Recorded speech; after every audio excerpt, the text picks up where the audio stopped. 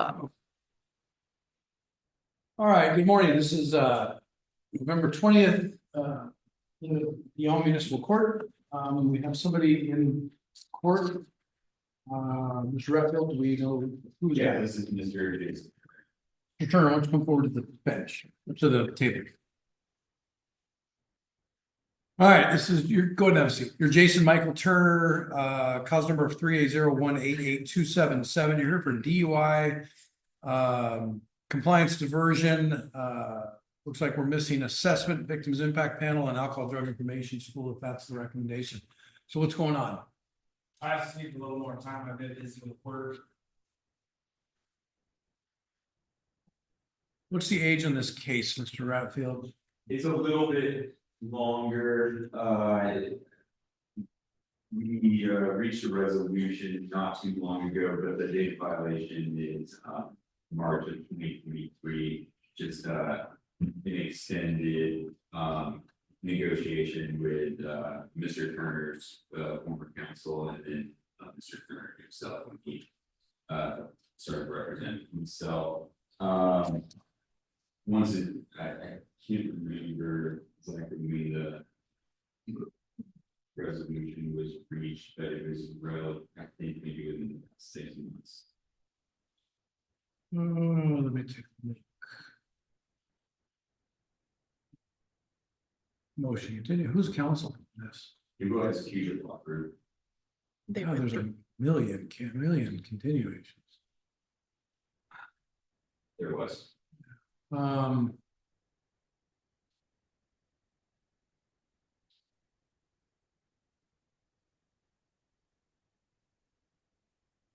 right, it was resolved May 22nd of this year. All right, Mr. Turner, I'm going to give you 2 weeks to get the assessment. Have you contacted anybody about an assessment? Okay, you get 2 more weeks. Okay, we're going to reset this to what's our next date? We have December 4th or 18th. We'll go to the 18th, so I'll give you 1 more month. Okay. You got to get the assessment done. I want whatever, then I want the assessment done. And if the recommendation, I don't know what let me take.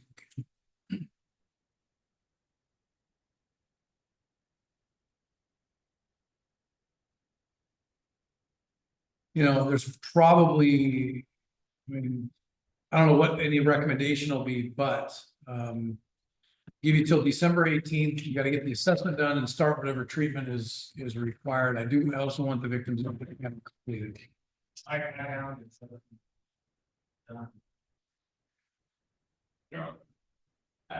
We don't have anything. So we need, so I want proof of the assessment, I want proof of treatment started, and I want the victims impact panel done. Okay. So we'll kick it to December 18th. And if it's not, I'm assuming the city's gonna move, because so you understand, I mean, you're looking at, I see you know, this is an older case, but you've got a prior from 18. You know, so you're potentially looking at some issues. I mean, this would be a second offense DUI if you're convicted of this. Just so you know, I mean, because the date of this charge was March of 2023. You have a prior DUI that was amended to a neg 1 in 2018. This is a second offense within 7. I don't know what your breath test was, but you're looking at a mandatory minimum of 30 days in jail if this is revoked. So it's pretty serious. You've got a pretty good deal on this. So get the assessment in. If it's already done, get it into the court. Start whatever treatment's required. Get the victims impact panel done. Got till the 18th. Okay. All right. Hold on. Is that anything else? Nope, I put that all in the order, and if you want to just sign the order on review, he can pick it up at the front counter. All right, Mr. Turner, I'll sign this December 18th at 8:15 a.m. and provide proof of alcohol assessment, start any required treatment, provide proof of victims impact panel like we discussed. I'll sign it and get a copy of the window, okay? Well, the schooling, it says on there, what is that? Well, so the mean like the victims impact panel or the schooling? The alcohol drug information. So what that is somebody gets an assessment. All right, let's say let's say my job was doing alcohol assessments. You would come in and I would determine some level of treatment that you would need to partake in. Sometimes it's 1 class, sometimes it's 2 years worth of treatment, and then it's anywhere in between. So the schooling is whatever's in between. Okay. I would, if I do a lot of this, if, with your history, my expectation is there's gonna be some level of treatment that you're gonna need. That's what you need to get figured out. And that's the schooling. Okay. Okay, but the victims impact panel is its own standalone class. It's a couple hour class, usually offered on a Saturday. Yeah, I've done. You gotta get us proof then. You've done it, if No, you- I've done. before, yeah, and then you've got to do it again, because it's a new charge, okay? All right, Mr. Turner, take this seriously, get it done, all right? Yep, thank you. And the jail is right, I can take that. Okay. All right, in the jail, who have we got? Morning, Your Honor. I don't know if you can see me, but, I see, standard, I see your coat. okay. So this is Mr. Dorsey here. Now this must be a super last minute add-on because, he didn't show in jabs yesterday as in custody, so this,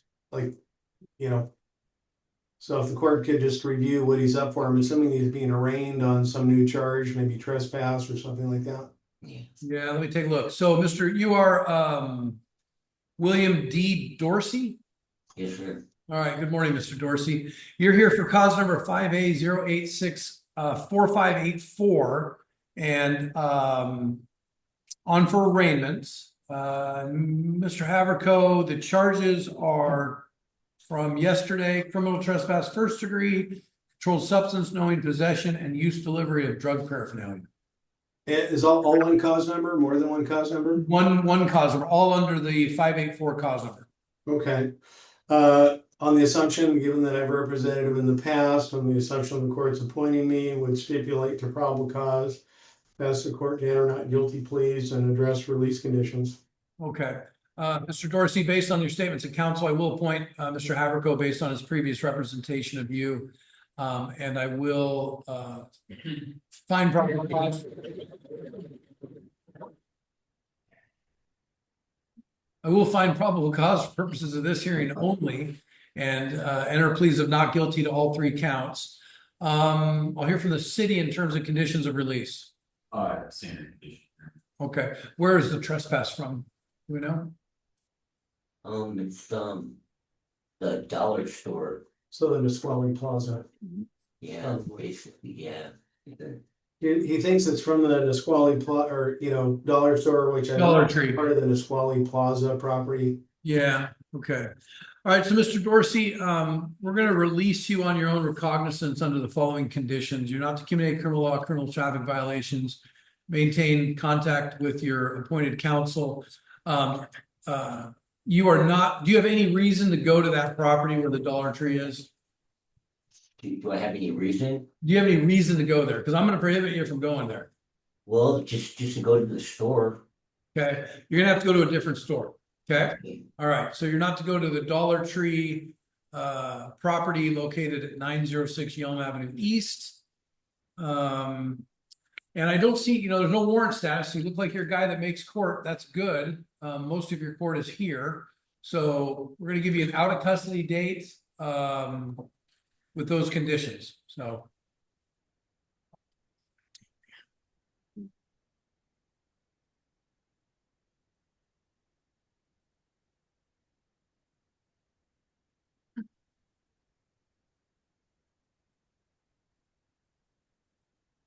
That should be in there. Mr. Dorsey, next court date's gonna be January 12th, 2026, 11 a.m. Law-abiding behavior, stay away from that address we talked about. Stay in touch with Mr. Haverco, make sure he's got a good number for you. And we'll see you back here on January 12th of 2026. Thank you, Your Honor. Thank you. Good luck. You're free to go. Yeah, you'll be released today. And as I recall, you don't have a phone, right? Yeah, I don't know. Oh, you do?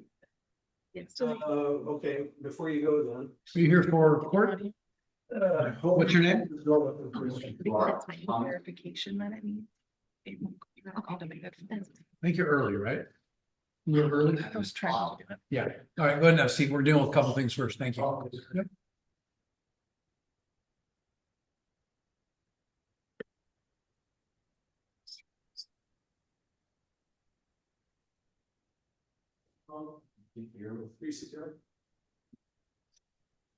If we wanted to do a video, we could take a seat.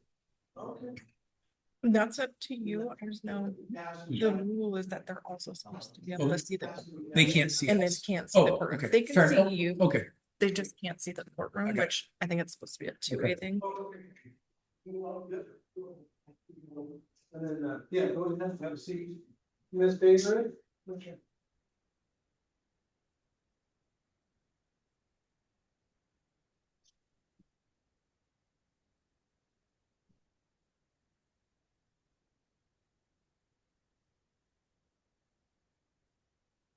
all right, good morning. Who do we have there, Mr. Haverco? This is Miss,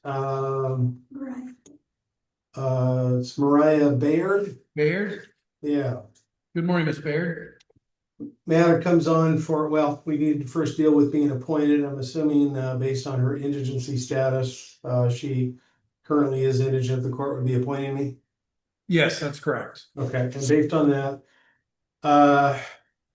with regard to the arraignment, I have discussed with her what an arraignment is, to be read the charges in open court, the maximums that can be imposed, the elements that the city would be required to prove. With that understanding, it is her wish, is my understanding, to waive arraignment and proceed with a plea. I have prepared a statement of defendant on plea of guilty, and I have reviewed that with her. I have discussed the reports, we discussed the evidence, and we reviewed the statement of defendant on plea of guilty together. I anticipate she's going to enter a straight plea to count one. Upon the court's acceptance of the plea, the city would move to dismiss counts 2 and 3. So, Mr. Haverco, the dilemma we have is we don't have, my understanding is you guys cannot, or you can't see the courtroom over at the jail.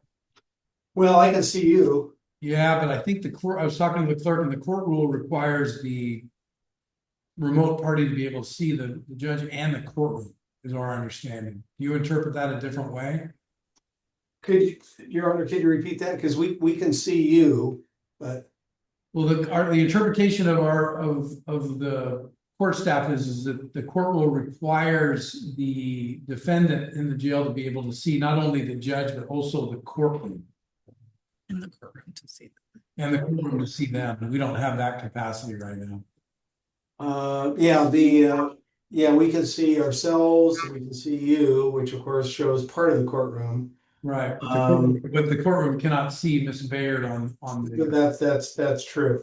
Yeah, So I guess a solution to that would be well, in the alternative, we can just proceed with an arraignment.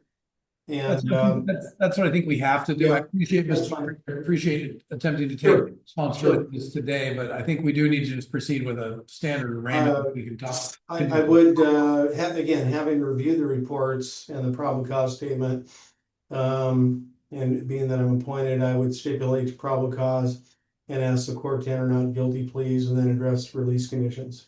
All right, this is cause number 580864583, City of Yelm versus is it Muria? How do I pronounce it? Is it Muria Baynard? Mariah Baynard, okay.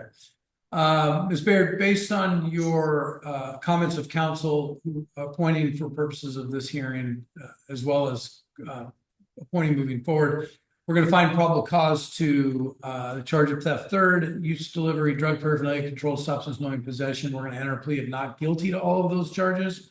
Now I'm going to turn to the city in terms of conditions of release. Standard conditions, Your Honor. Right, as Baird doesn't return to location of the legislature. Okay. Mr. Haverco, any comments on that? I couldn't actually hear the city very well, so are they just asking for standard conditions? Standard conditions with no return to Walmart. It's not a problem. Yeah, I mean, those are that's a reasonable condition, so Okay. yeah, we have no objection to those conditions, and hopefully the court then would otherwise agree to release her with an out of custody arraignment or an arraignment date. So, Ms. Bayard, we're going to release you on your own recognizance under the following conditions. You're not to have any criminal law, criminal traffic violations. You're to maintain contact with Mr. Haverco, so give him good information for you. I'm going to inform you, you have a warrant out of Thurston County. You have a warrant out of Tacoma Municipal Court, you have a warrant out of Olympia Municipal Court. Those were all supposed to work together, and I think Okay, well, just, what I'm gonna tell you is just, I'm showing, that's what it's showing, so you need to get those cleared up. Yes, sir.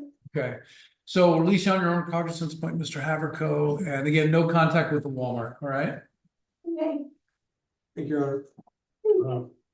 What's your phone number? What's your 972? Okay.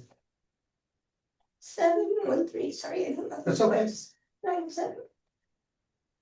9713? Yeah, 970. Okay, Ms. Barrett, your next court date is gonna be January 12th at 10 a.m. Information from Mr. Haverco is in that order, conditions we've discussed. You'll get- You're Will gonna. that be in court or will that be over Zoom? I'll let you talk to Mr. Under some conditions, it can be via Zoom.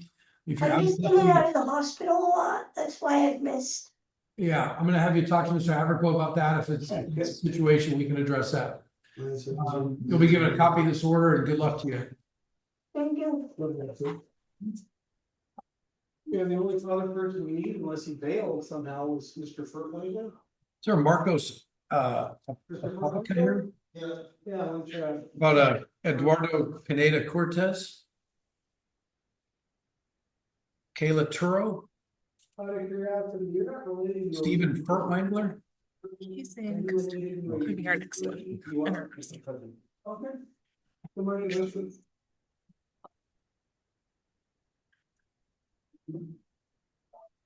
Your Honor, this is Stephen Furtwängler, and based on Your Honor's earlier comments with regard to the video, I would just suggest that we proceed with appointment of counsel and arraignment.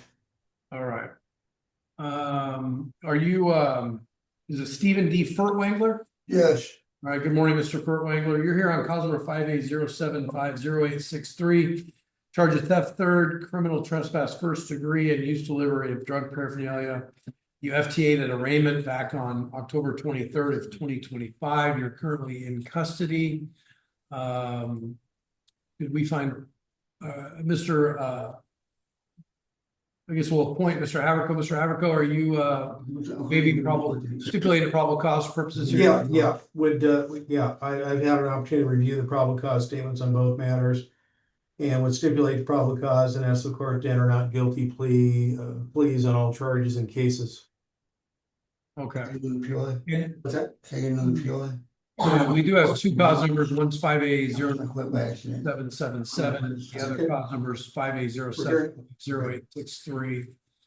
Going to find probable cause for purposes hearing only as to both those cause numbers. Enter pleas of not guilty on behalf of Mr. Furtwängler based on the status statements of his attorney.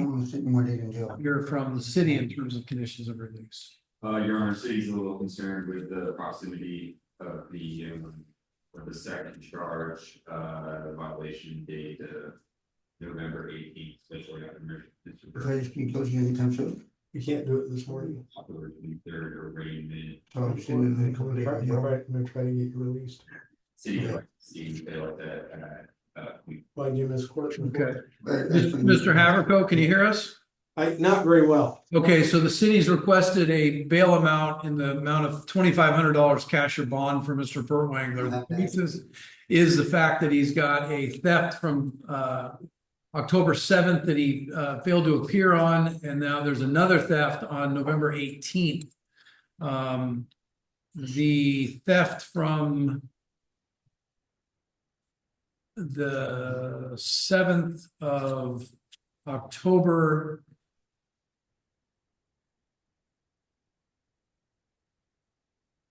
is from Walmart, and the theft from the 18th is from Yelm, Safeway. So we've got a request from the city for $1,500 cash or bond.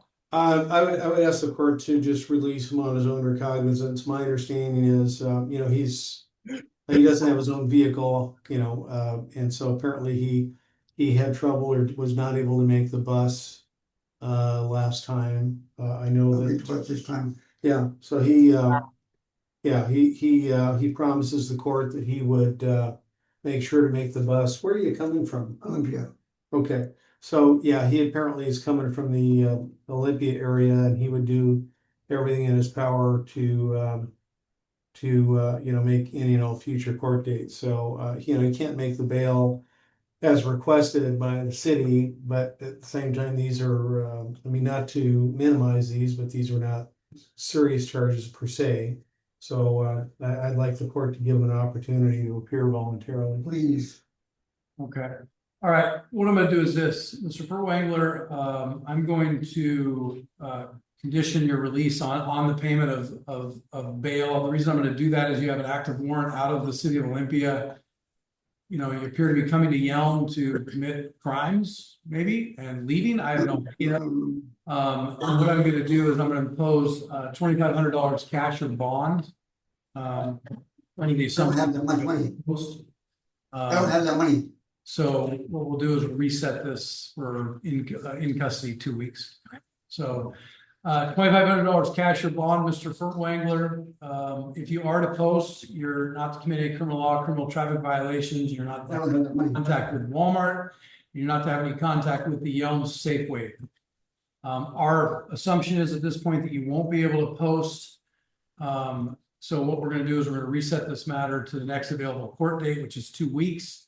But if you do post, you'll still have that court date in 2 I weeks. don't have. Um, I'm gonna miss Get back it. here on January 12th, 2026, 11, that can't be right. No, I'm changing it. It's gonna be December 4th. Come on, it's Thanksgiving, you guys, please. Mr. Furtwängler, next court date is gonna be December 4th. It's Thanks, you're gonna make me miss Thanksgiving, come on. It'll be 8:30. Oh, come to court, please. PO me. Please let me go on my personal college and I will come to court, I swear. I'm begging you. Do not make me miss Thanksgiving. Mr. Furtwängler, the order is what the order is. If you post, you can come, you'll be out of custody. I don't have that money. Next court date is gonna be December 4th, 2025 at 8:30 AM. Yes, we can't have Thanksgiving.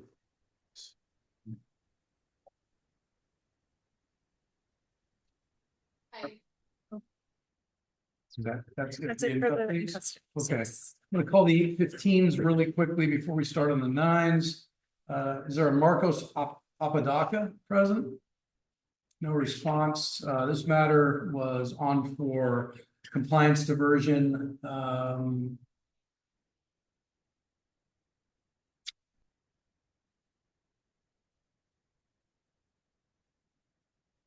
So the diversion from September of 2024.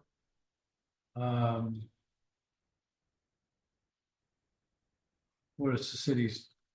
Do you like to see a issue? Okay, $500 cash or bond, please. Next matter would be Eduardo Pineda Cortez. No response. This matter is on for review.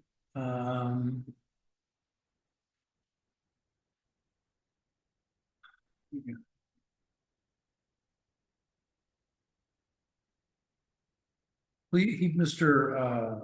Pineda Cortez pled guilty to a driving under the minor under 21 consuming alcohol or driving after consuming alcohol or cannabis back in October of 2023.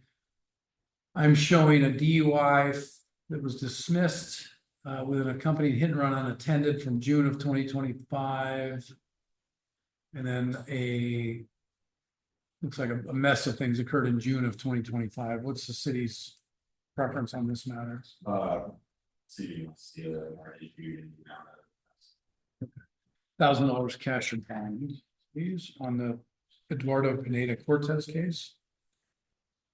Dealt with Mr. Turner, and then City versus Kayla Turo. No response, cause number 480639496. This was an SOC. city's not big city. Moving to dismiss? Yes. Okay, based on the city's motion, it looks like Ms. Turo has had no law violations since this was entered in September of 2024. So based on that, the city we'll move to dismiss and I'll sign an order of dismissal of that. We won't need one since it Don't was we- following an SOC. Okay. All right.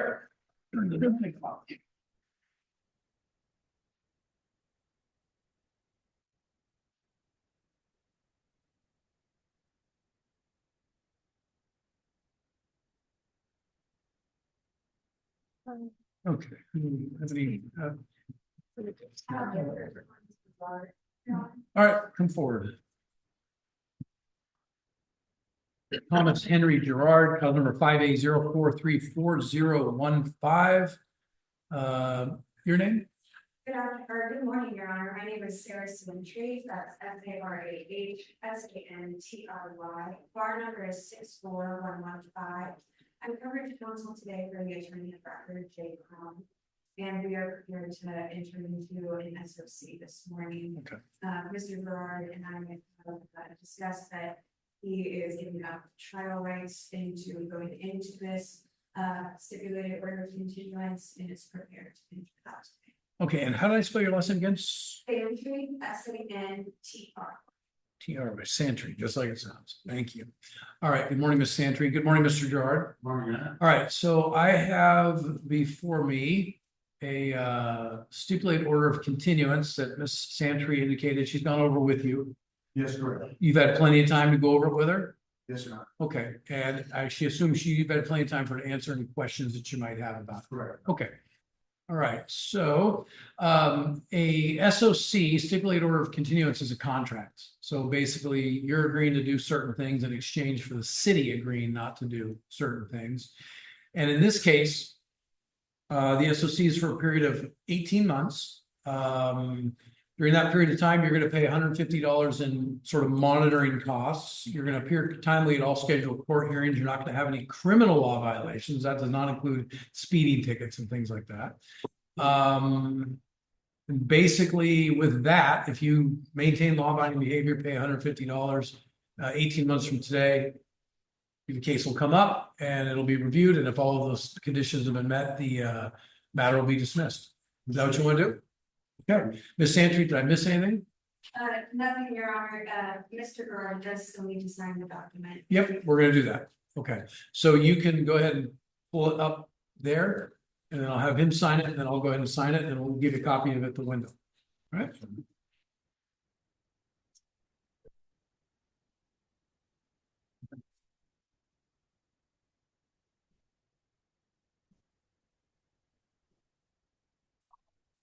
So I'm not gonna be able to do it like guys, Barbara out here, nurse center, is she gonna send anybody, or I'm sure she's got a case. It's not online yet. Do we have other lawyers in line? We do have a couple online. But we won't be able to do any dispositions in line with them either, right? I'm not Unless sure they about, waive it. yeah. Your I'm Honor, not sure Mr. about Gerard. that. Okay. All right, Mr. Gerard, I'm going to, is it Gerard or Gerard? Gerard. Gerard, okay. All right, and I'll go ahead and sign this as well. Okay, signed it. Ms. Santry, is that all for Mr. Gerard's matter? That is. All right, thank you. Have a good morning, Mr. Gerard. Thank you. Okay.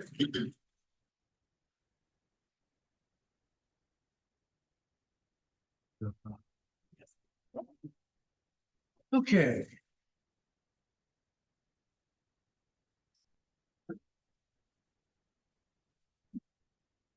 Mr. Ratfield, anybody ready to go, or do we just go through the count?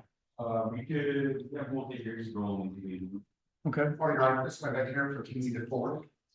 All right, cause number 5A0254779 and 5A0254780 and 3A0220379. Mr. DeFord is present with counsel. What do we do with Mr. Ford's cases today? Your Honor, city's moving to dismiss all areas. All right, City's preparing order of dismissal. all right. And I assume counsel no objection? Not at this time. Okay.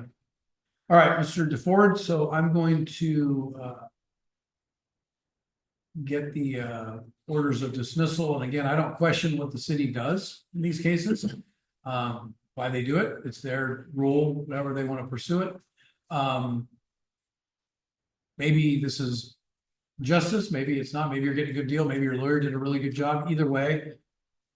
Whatever you got here, try to not get here again doing this, so whatever it may be, I trust you, I think, you don't need to tell me, but, okay. Your piece was just all complete. What about the complete, are we dismissing 3A022037 as a treatments compliance issue, is that probably what he has? That is class of tree. Okay, so we've got, so that'll be, that Just action, no we just, action. yeah, no action. So 3A022037 is not dismissed, we're just not taking any action. Correct. Okay. Okay. All right, okay, all right, Mr. DeFord, good job, treatment and all that kind of good stuff, I'll sign this order, I'll sign these orders and we'll get you out of here. As soon as I find them. There we go. Okay. So is this saying, well, do we want to remove 3A from that? Or we can just make a note in there. You can either start Or over does or the make city a note. want this, because we can't really just, because 3A022037 is post Yeah, conviction. it's not, You just want to remove the 3A number yeah. and resubmit it? Okay. All right.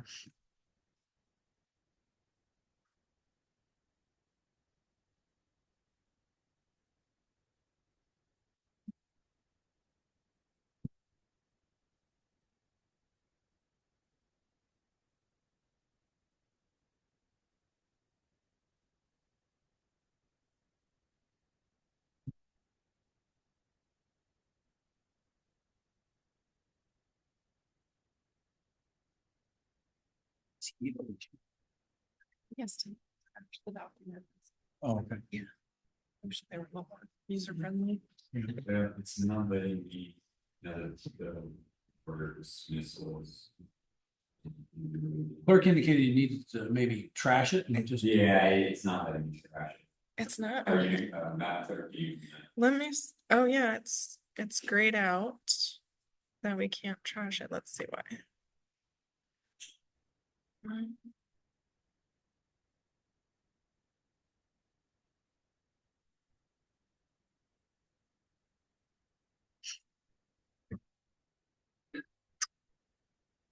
Orders, that's fine.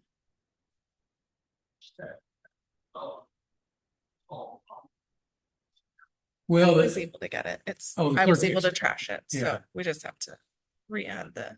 for well, we want to just 25. make sure that we have the order dismissing those two cause numbers. I think better safe than There. sorry. Yep. So is this a new one? Yes, that's the new one that will be correct. It still has that cause number. in it. Oh, you might have to, oh, yeah, Oh, okay. It just, Oh, I was gonna say might need to refresh. Okay, so dismissal order, cause number 5A02547779 and 5A025478 are dismissed. And they're dismissed with prejudice, and so I will sign that order. Still technically under the conditions under 3A022037, but it sounds like we're doing good. All right. Okay, I signed those orders. You get a copy in the window. Thank you. Have a good rest of your day. Tyrone Edwards. Mr. Edwards, let's come forward. Do we have Mr. Harbison Yes, online? we do. Right, I'll what else? pull him up. Good morning, Mr. Edwards. I'm just gonna get so your attorney is, we're having some audio video issues here, so your attorney's on Zoom. You guys can't see them, which is a little bit of an issue, but we're gonna pull them up here on the Zoom platform. And Mr. Ratfield, what are our intentions with Mr. Edwards today? Yeah, Motion to continue? yeah, that's. Okay. Just trying to turn Harbison up. I thought it was pulling him up. Okay.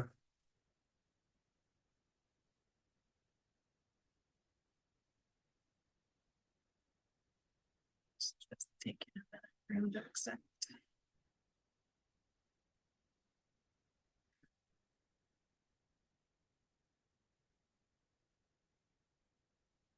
About 10%. Okay, yeah, he keeps declining it. All right, Mr. Edwards, we're gonna have a seat. Your lawyer's declining coming in, so have a seat. We'll call you again here in a second. William Gardner? Oh, that's also Mr. Harbison's case. Okay. How about, is Diana Hughes? Okay, do we have Miss Bowden online? No, Miss Bowden. So Miss Hughes, we don't have Miss Bowden online yet, so just have a seat. Let's see. How about Seven Linford? You have, do we have Mr. Woody? We do not, We do not? but we do have Mr. Harbison now. Oh, okay, good. Just make sure who's here. Okay, and is that the Edwards case? That's, yes, the All right, Edwards Mr. and the Edwards. Gardner. Mr. Edwards, why don't you come back forward? All right, Mr. is it Harbison? Good morning, Your Honor. Sorry, we're having some computer difficulties. Okay, so this, good morning, this is cause number 580203123115, City of Yelm versus Tyrone Edwards. Mr. Edwards is present in the courtroom. We have Mr. Counsel of Record Mr. Harbison present via Zoom. I have a motion to continue in the O Court's queue with indication from the city, no objection. So is the intent to reset this and with the proposed date of December 18th? Correct, Your Honor. Thank you. Okay, Mr. Edwards, what we're gonna do based on your comments from council and no objection from the city, we're gonna reset this matter to December 18th at 9 a.m. And looks like there's might be a disposition on the case at that time. There's also a speedy trial waiver, which will recommence your 90 days on the beginning on December 18th. Did your lawyer talk to you about that? Okay, basically what you're doing is you're agreeing to restart your 90 days for speedy trial. And in this case, your next court date is December 18th. So that 90 days will start from that date. So the city would have an obligation to give you a trial on or before March 18th of 2026. Do you make sense? May understand? Okay, you want me to sign this order? Thank you. Okay. All right, we'll go ahead and sign it. And we'll give you a copy at the window. Stay in touch with Mr. Harbison. And you're free to go. Anything else on Mr. Edwards' case, Mr. Harbison? No, Your Honor. All right, you're free to go. Thank you very much. And you'll grab a copy at the window. Okay. All right, next case we have also Mr. William Gardenier. Correct, Your Honor. I'm appearing pursuant to 3.4. I've been in contact with Mr. Gardner, and this is Okay. also a motion to continue. Okay. Any objection from the city? No. All right. Based on statements of counsel, we're going to continue the William Gardner case. This is cause number 5803122888. We're going to reset that to December 18th at 9 a.m. as well. Again, there's a waiver with new commencement date of December 18th, 2025, expiration date of March 18th, 2026. And Mr. Harbison, I've signed that order. Thank you very much, Your Honor. You have a good day. You too. We'll see you back here on the 18th.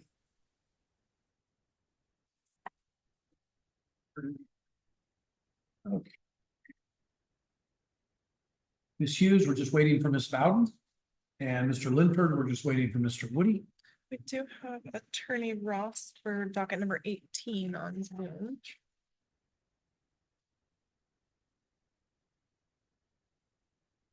All right, Mr. Ross. Thank you, Your Honor. Thank you, Madam Clerk. right. Yes, Ross Ross on behalf of Ms. Squally, who is, I believe, is present in court, Your Honor. Ms. Squally, come forward, please.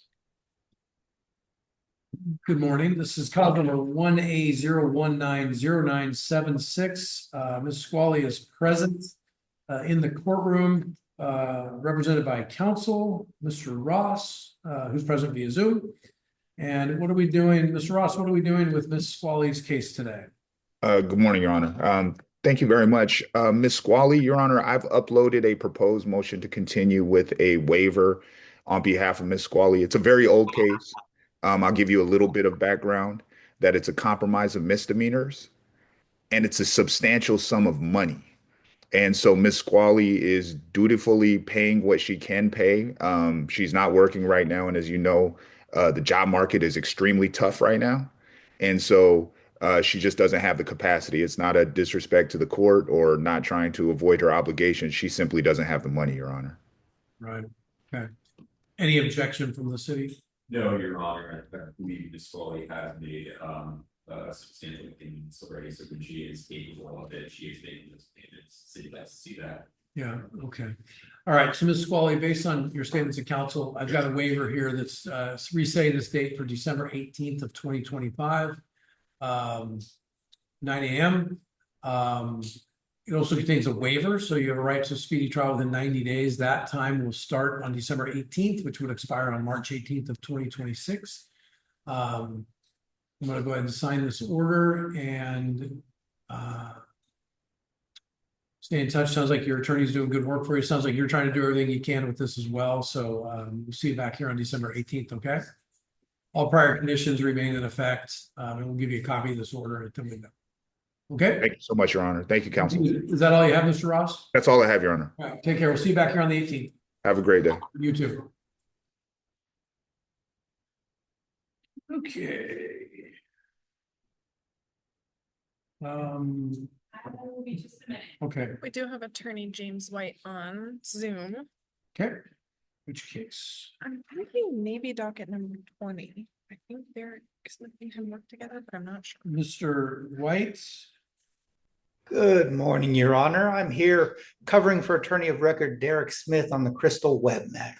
Okay, is Crystal Webb going to be, oh, come on forward, Ms. Webb. Ms. Webb is present in the courtroom. And good morning, Mr. White. Go ahead and have a seat, Ms. Webb. Thank you. So Ms. Webb, this is cause number, Mr. White, this is cause number 580662556, City of Yelm versus Crystal Webb. Ms. Webb is present in the courtroom. Mr. White is present for the attorney of record, Mr. Smith. And what are we doing today, or what's our intentions on Ms. Webb's case? Your Honor, our intentions today are to resolve by way of an SOC. The document is uploaded into O courts and Mr. Smith has reviewed its terms with Ms. Webb. I believe she's entering this agreement knowingly, voluntarily, and intelligently. Okay, and good morning, Ms. Webb. All right, you are here and your attorney of record has indicated to me that, and there is in fact what's called a stipulated order of continuance in the in our administrative system. Have you had enough time and opportunity to go over this agreement with either Mr. White or your attorney of record? Yes. And have they answered all the questions that you have?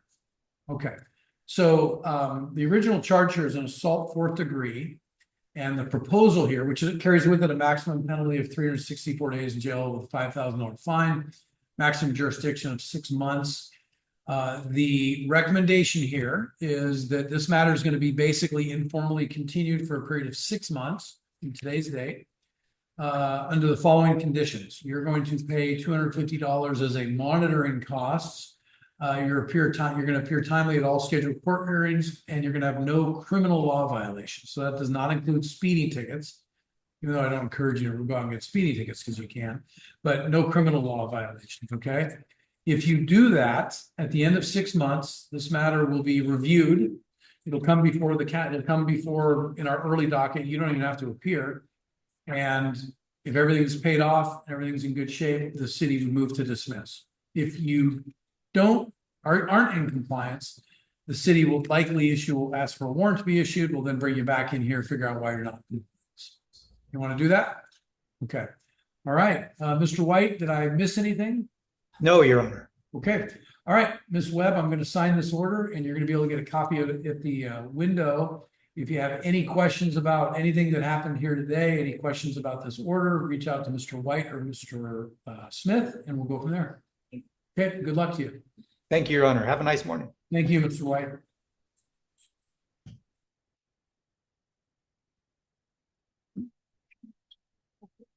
Okay, any sign of Miss Bowden? No, Okay. we do have one that is pro se. We haven't received anything. She didn't qualify. Rhonda? Yes, didn't qualify, but we haven't received an NOA or anything Okay, yet. is there a Rhonda Walders? Why don't you come forward, Ms. Walders?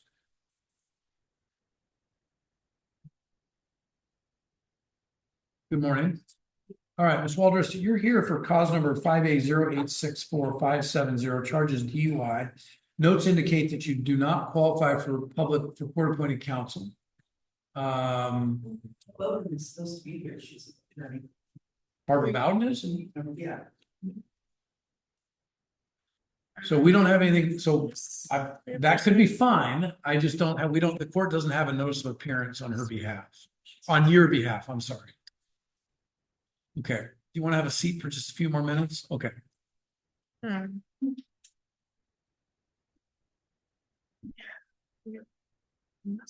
And I think Miss.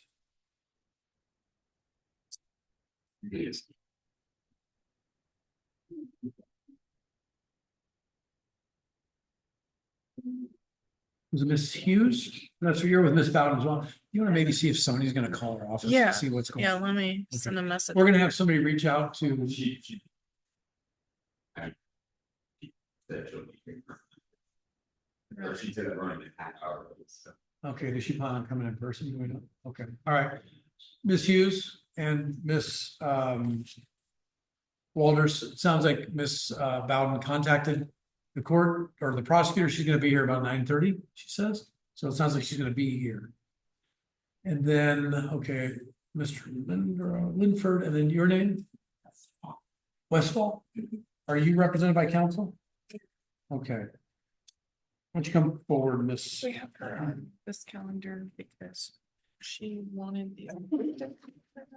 Oh, okay. Not Okay, we appointed. which, Miss Westfall represented. I have not represented by any member of this court, I never. okay, all right. So Miss Westfall, I've got you on the, you're early and I appreciate that. We've got you on the 10 o'clock calendar. Oh, I wasn't sure, so. Yeah, no, I appreciate it. So go ahead and say, what I've got on this is, my understanding is you're pro se, but that Mr. Haverco might be available to answer any questions you have. Say is determined that you all have assigned to it. Okay, Sui juris is the way that I'm capable of speaking for myself, that Okay. I can understand your process. you don't. No, Okay, I'm not. so Miss West, Not. right. Well, Miss Westfall, what we're gonna do is ask you to have a seat and then we'll get to your case in just a second. Okay, As long as I'm not just waiting until 10 o'clock, it seems like everybody else is waiting for something. well, There's a reason we can't continue this if I'm speaking for myself now and sitting here. well, so the record showing we do have Mr. Haverco listed as your attorney to help I you. did that. I never approved that. He called me the other day and I told him we never approved that. We never. I think. Three of them mentioned the word Yeah. that- Sue, Jared. Yeah, she, Every time I've been here, I don't know why it's so. Hey, Miss weird. Westfall, I want you to hold on a second. I'm gonna hear from Mr. Haverco, please. So just I'm please, heard as well. you will, and I'm gonna give you, you're gonna get a chance. Just give us a second. Let me hear from Mr. Haverco and we'll get this cleared up. Mr. Haverco. I believe I was appointed, but then I went to make contact with Ms. Westfall. Why is there an armed guard right on him? He's- Ms. Westfall, Ms. Westfall, he's security for the courtroom today. He's armed.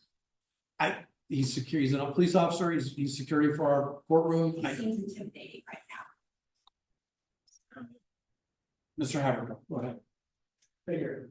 So I contacted Ms. Westfall just to, do some preparation for the trial hearing, figure out what we're gonna do. And then she mentioned she was Reassured. reassured, Speak for himself. right, that's what that means. It means you're confident and you're able to indulge, so I asked her. Sounds like she wanted to represent herself in pro se. And she said no, just to be kind of particular about it, I think what she probably means is if she's confident by way of sui juris, that would then allow her to proceed pro se, because if you pro se, you represent yourself. Your sole purpose would be to assist me in your process. It's not to, for guidance or speaking for me in any form, fashion, or. Okay, So I mean, I guess based on that, I guess I'd make a motion to withdraw. She can proceed pro se. If the court wants to inquire with her about what would then be expected of her as far as her confidence and having to be familiar with the court rules, procedures, potentially alleged rules. Well, here's the thing, I do not plan on proceeding with this case. Oh, that's right. The other thing, if I can just add. I want you to prove that you have the right to waste my time. So one of the issues, just for the court's information that she brought up. I said, well, if you're gonna proceed, then what are you gonna do with your case? And she said, I think something to the fact there won't be a case because there won't be a court. Okay, And I said, what do you When I think? prove that this court is part of the stalking case against me by way of Lewis County to your view, I believe it was a crooked cop. I think right now you guys still have a chance to see that I'm not the wrong person here. I think you have a chance. But if you proceed with these charges against me, I'm willing to die on this hill. okay. All right, so Ms. Westfall, what I'm hearing you say is that you do not need nor want the assistance, the coaching, the ability to contact or utilize the services of Mr. Haverko. Is that You can be a correct? translator, I don't have any training. just from your jargon to layman's terms. Okay. Now what do you, explain to me what that means? Well, I didn't go to all of the schools that you all went to, so I don't know what you call certain things. Okay, So I don't want to use the wrong word and have that used against me, because you guys use a different dictionary. okay. So what I'm hearing you say is that you would like to proceed pro se, which means with no lawyer. But you would like the ability to have Mr. Haverko sitting there, if a word comes up that you don't understand. You can look at Mr. Haverko, like I may not understand a word, and I might say, Mr. Haverko, I need you to explain this word to me. Okay, It makes me So a little for- nervous because I know words that he doesn't know. I get it. And he knows a lot of words I don't know. I don't think I know any words he doesn't know. But the question then is, I have to appoint him to do that, which appointing means I need to put you on his calendar. But again, I understand it's a limited appointment. Talking in circles here because Yeah. I do not plan to proceed with these fake charges against me. I- I yeah. am going to sue every person that attempts to traffic my person any further. Right, and I understand that. But I am here today just to let you know that I will not be back to this courtroom. okay, And if you send your thugs for me, I will sue each of them too. I will name every person when I get these charges filed, because I was being trafficked. okay. All right, let me stop you for a second. Now I'm gonna turn to the city. Mr. Ratfield, does the city intend on dismissing the charges that are currently pending against Miss Angela Westfall under cause number 5A0657399 to charge of theft? Does the city intend on dismissing those charges today? No, Okay, what would the city like to do with Miss Westfall's case today? the city would like to set this for the trial confirmation. On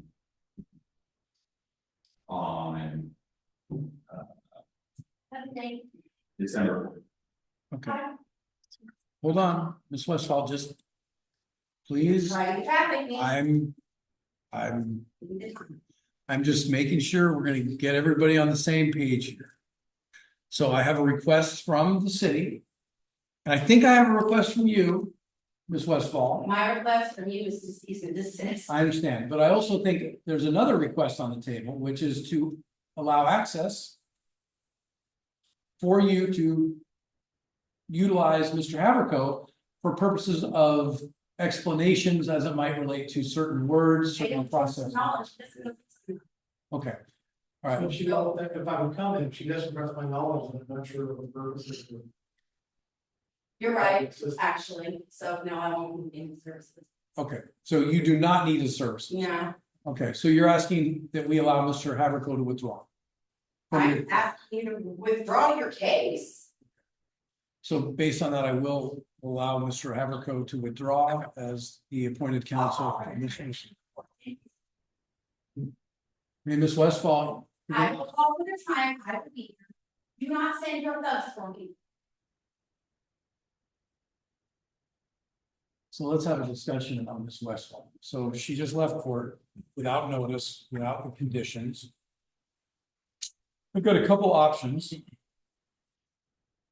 I'm not a big contempt person, just so you know. I think that court is stressful for lots of people. I think court is difficult for lots of people. She's indicated on the record that she indicated December 4th. For confirmation. I'm inclined to give her a little bit of grace here and just set it for December 4th. We mail notice, we have an address. I can mail notice. I'll Okay. see if it's a good address. I know Why I've don't we mailed do that? before. We've seen Ms. Westfall. Completely more. Right, and I think I've seen her different as well, So so, I think December 4th, we could see the different. okay. So why don't we set this for December 4th at Probably 9 a.m. 9 a.m.? since she's gonna resign. December 4th? Should I do the pretrial conference order or just a Pretrial. hearing notice? Okay, Cause I don't know, there's a lot of. is it for confirmation on December 4th? Yeah, let's okay, talk so about pretrial confirmation, okay, Okay, let me. put that I will note she's had no new law violations since July, in. so Okay, she's in compliance with her condition.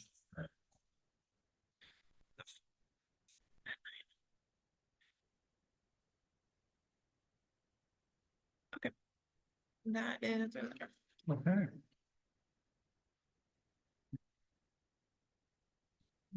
So with Ms. Westfall's matter, resetting it to December 4th at 9 a.m.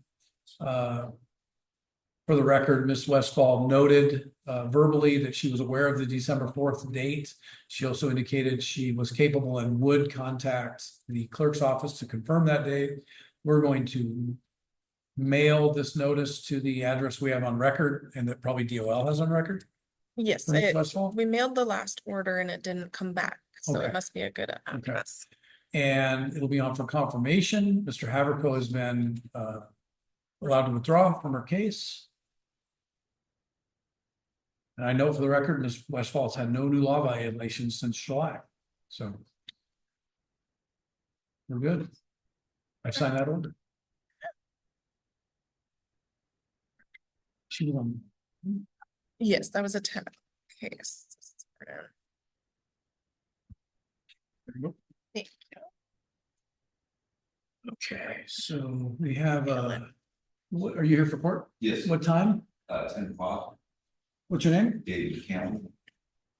All right, Mr. Campbell. Oh, there we go. Okay. We're on record. All right, we're back on the record, and is this Mr. Linford? Now, is your first name Seven? So what? Just like. Okay, all right, I didn't know if somebody left that out. There's a sign, isn't Seinfeld. that's okay. 7, because Mickey Mantle was number 7. It's a classic Seinfeld episode. Is that how your parents named you? 7? I'm born in Vegas, parents were there after 7. Lunch and cheese and things like that. When I married with children, when the mom said, I'm gonna have a kid, I'm named 7, he's gonna be my favorite. That's what I got. Okay. You got it. I got it. That's a great backstory. So I agree, and it's a great name. All right. Mr. Linford, you're here on obviously multiple issues, represented by counsel. You are Mr. Blackburn? No, what's your name? Yeah. No, Trisha Blackburn is the. Oh, the Victor, I'm sorry. I'm sorry, I misread that. What, yeah, what's your name? Attorney Cruz, Your Honor. Cruz? All right, good morning. And what are we doing with Mr. Linford's case today? I will let the city make its motion, but we do have an entry of the on one count. Yes, Your Honor. The city has reached a resolution with the defendant. The city is moving to dismiss 47 counts against Mr. Linford in exchange for Mr. Linford pleading guilty to 1 count. Okay. All right.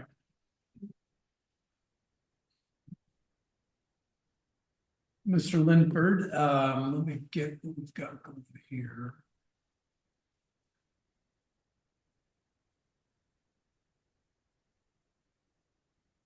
All right.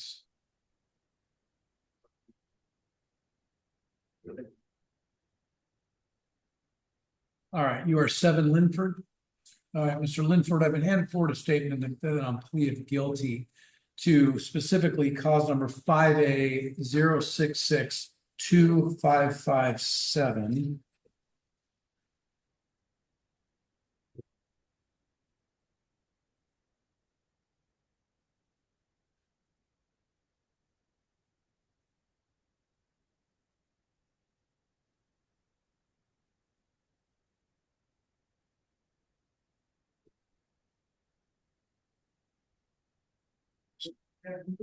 Number 8, Your Honor. Okay. And did you have enough time to go over this with your counsel? Okay. So, Mr. Linford, this is a charge of violation of protection order, and as I'm hearing, the city's gonna move to this, you have 48 of them, okay?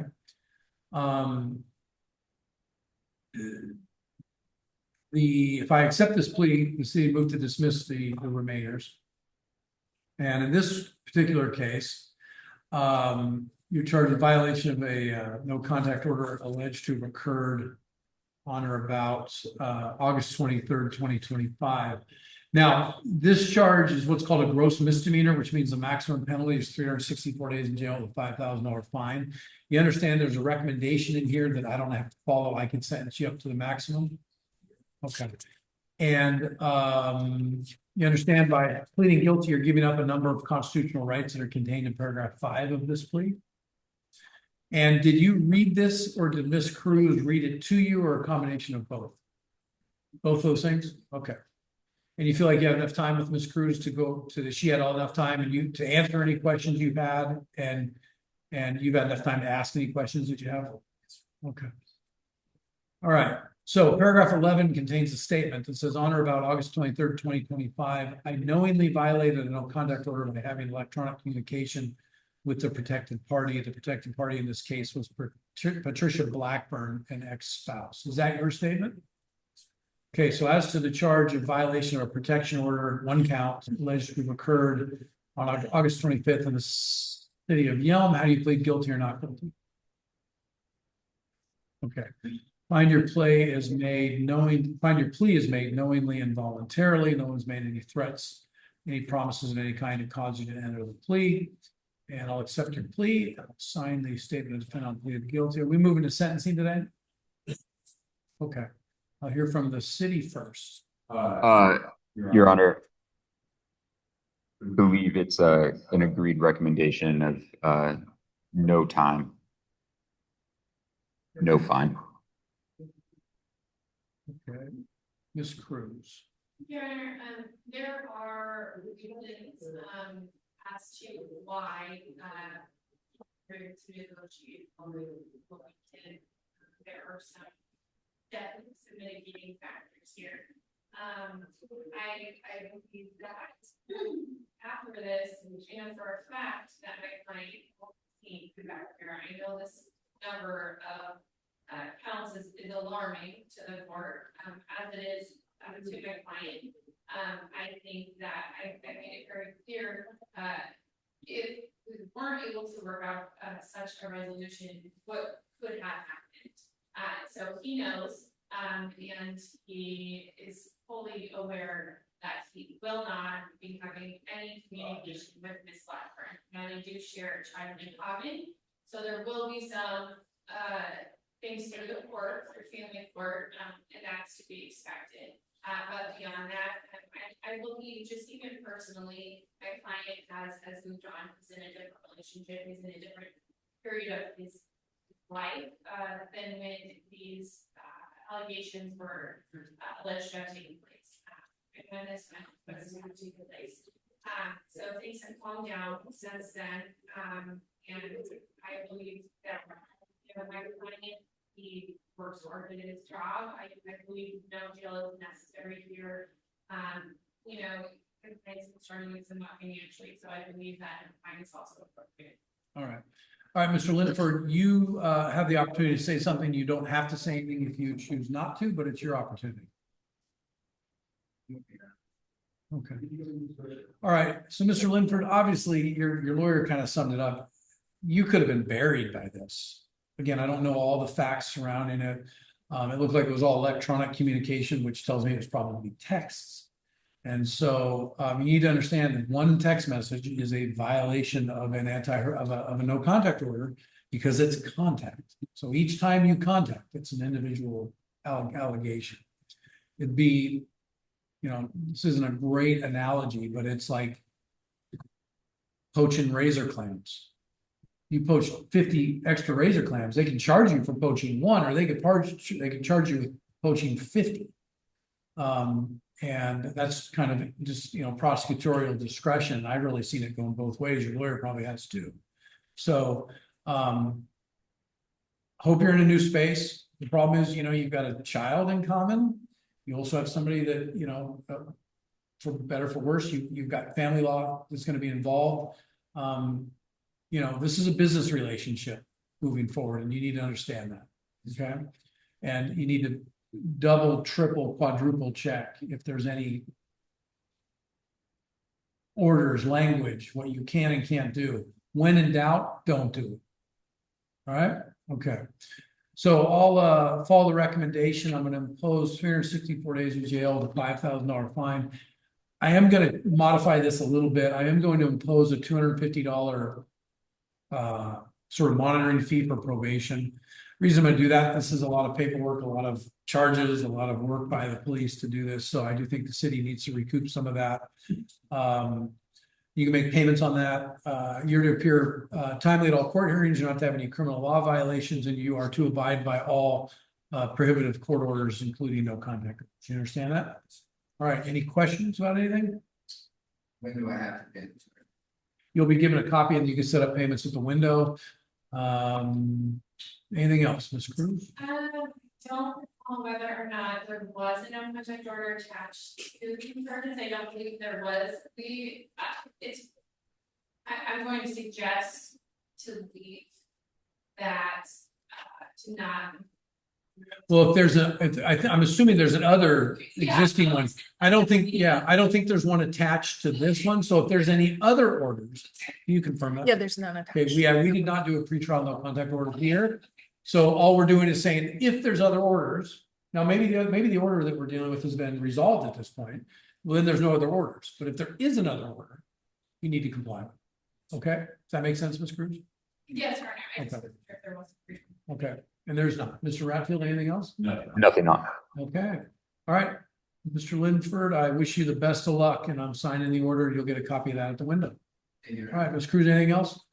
All right, thank you. Have a good rest of your day.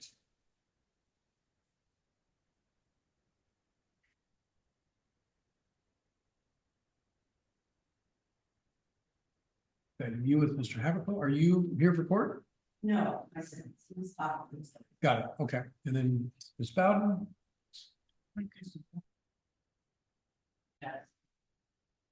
Morning. On record. Okay, we're back on the record. This is City of Yelm Municipal Court for November 20th. Ms. Bowden, we have Ms. Hughes, and my understanding is you're representing Ms. Walters too? I am. Your Okay, Honor. we don't have an NOA yet on Ms. Walters, just so you know. I am. Okay, all right, we have City versus Diana Hughes, cause number 5807283336. Ms. Hughes is present with counsel. Ms. Bowden, what are we doing with Ms. Hughes' case today? Your Honor, we have negotiated out a resolution that's called for a 4-year stipulated order of continuance of reduction to a negligent driving. I do have her report. These are really 4 copies, so I'll get better copies. My client did get her evaluation, currently in treatment. She also did her victims panel. I don't have proof of that yet. I have gone over the agreement with her. She does understand that she is stipulated to the fact of the legal report, and if they're in the event of any revocation, the court will read this report and find her guilty. She understands for the next 4 years she's got to have access to law-abiding behavior, treatment. She has about $500 that she needs to pay in costs, but she can get paid probably in the next 90 days. no driving without valid license and insurance. Related offenses. And if she complies with all that, she does get the benefit of 4 years of living there. Right. My client doesn't have any history, Right. and so she is getting a big benefit, and she also knows that she absolutely has to be with her. Okay. All right. And you are Diana Hughes? All right. Good morning, Ms. Hughes. So, Ms. Bowden did a good job of going over this agreement. It's a stipulated order of continuance for a period, in this case, of 48 months. It's a long time, but it's a short time. If you, and this is a contract, so if you agree to, or you can stay out of criminal trouble, you're going to pay $500 in court costs. You're appear at all court hearings, not to drive without valid license, proof of liability insurance. You're not to drive on a motor vehicle, concentration of 0.08 or higher of alcohol, or a THC concentration of 5 nanograms per milliliter of whole blood. Not to refuse to submit to any breath tests upon the request of law enforcement, not to refuse any alcohol or drug test upon the request of court, probation, or any treatment provider. You're going to get an alcohol evaluation. It sounds like it's already done. Within 90 days, do any treatment that's required, and complete a victim's impact manual within 90 days. Sounds like you're on the path towards that. You do those things at the end of 48 months, you'll be brought back before the court, and the charge of DUI would be amended to a -1. Okay, if you violate the terms of this, you're stipulating to the sufficiency of the police reports, and your guilt or innocence would be based solely on myself or whatever judge is sitting here, their reading of those police reports. You understand that? All right. Okay, anything from the city? And I have an order suppressing the breath test in this case. Is the city, see the city's already signed off on this? City signed up.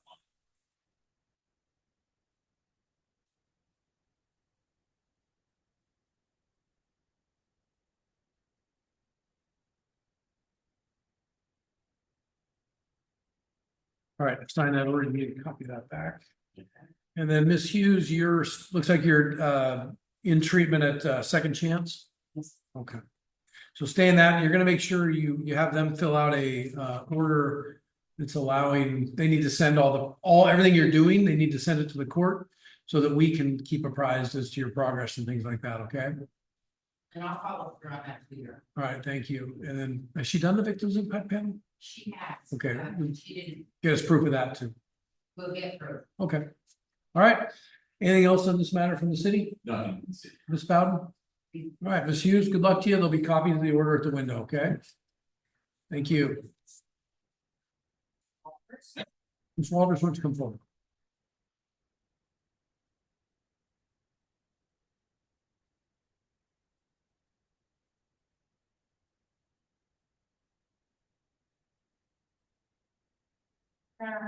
In the Walters matter, we have also reached a resolution. I didn't have a notice of parents in because I only been received. I do have evidence about her EDIS and her victims now.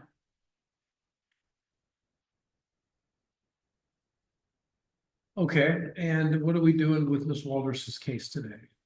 I believe the city is moving to amend the DUI to that of a negligent driving in the first degree now, with waive any formal reading or any formal complaint. This is under the legal limit DUI. And then I went over a term and conditions on a stipulated order of continuance for 12 months.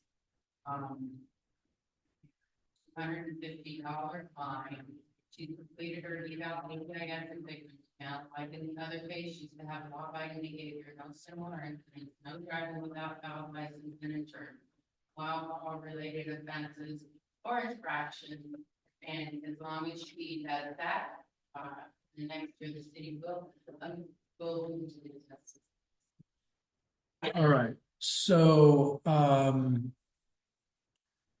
that's a little different than what I've got before me. I've got an SOC for 12 months of a DUI amended to a -1 after 12 months. No, you're on your, if that is what you have, it's a mistake. Okay, I need, I see that it's currently amended to May 1. And then that's going to be filed in 12 months, and upon completion, in terms of the SOC, see to make a motion to have the charge the name and driving first degree distance. all right, let me look something up.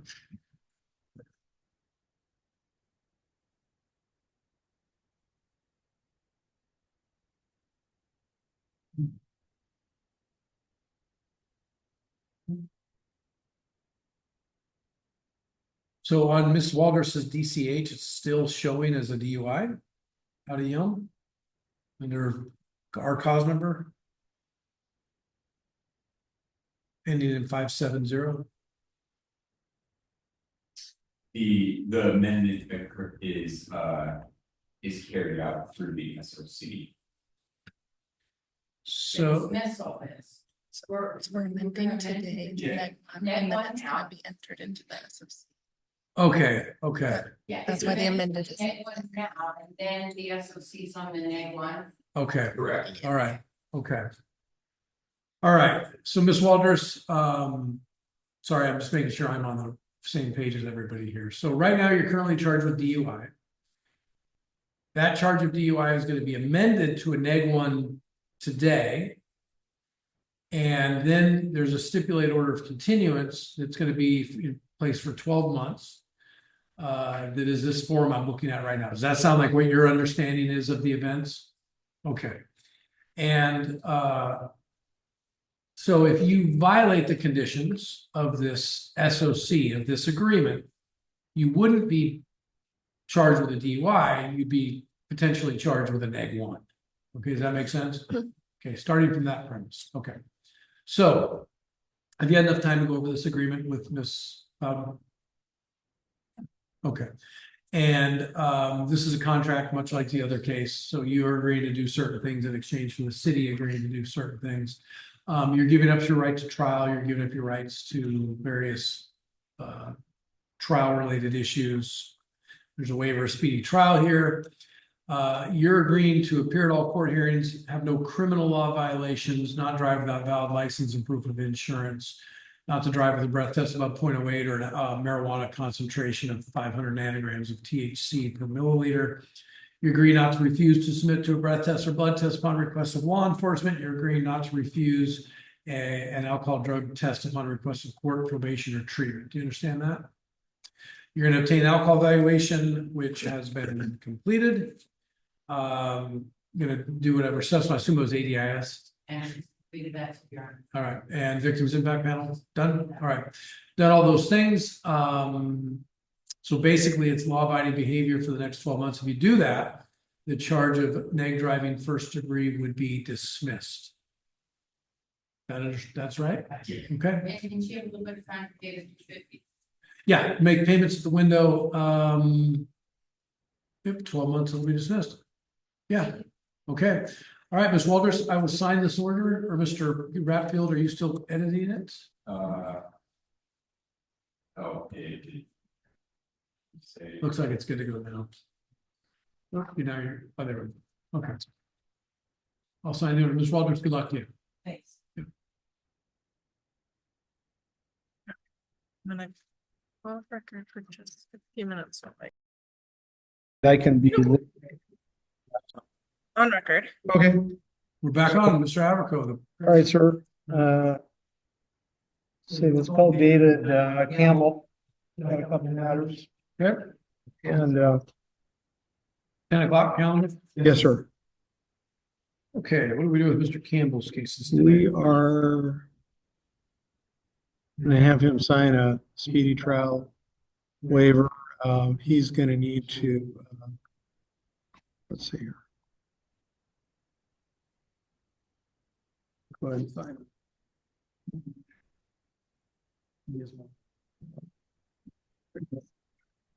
Sonia says it's working fine. What's that? Sonia says it's working. Yep, it's perfect. Mhm. We're geniuses. You're a genius. I don't know about that. So he needs to get an evaluation Okay, and so we've submitted a waiver here, and my suggestion is to reset it to minimum 4 weeks, maybe 6, because it always takes a little time to get in, and I don't know if things are slower during the holidays. Any objection from the city? No. Okay. All right, Mr. Campbell, we're gonna reset this out 6 weeks-ish, give you some time to get this matter, some things in order that'll help your attorney resolve this. It's a pretty fresh case. It's just from September, so it's not like, it's not very stale. So just need a pretrial out about 6 weeks. Thanks.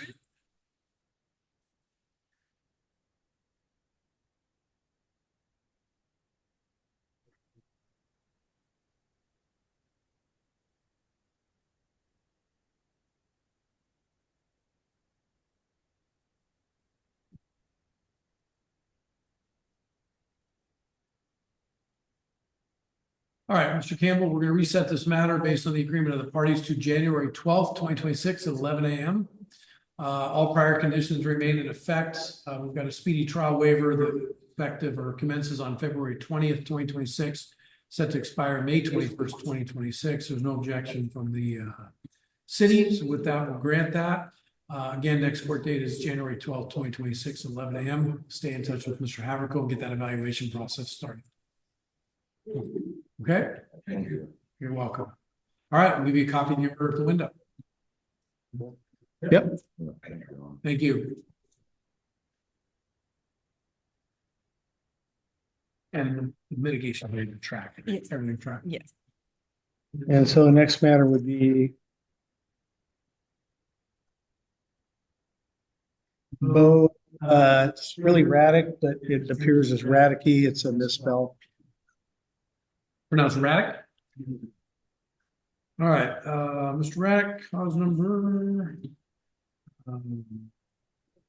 2A060448 and 2A06044489.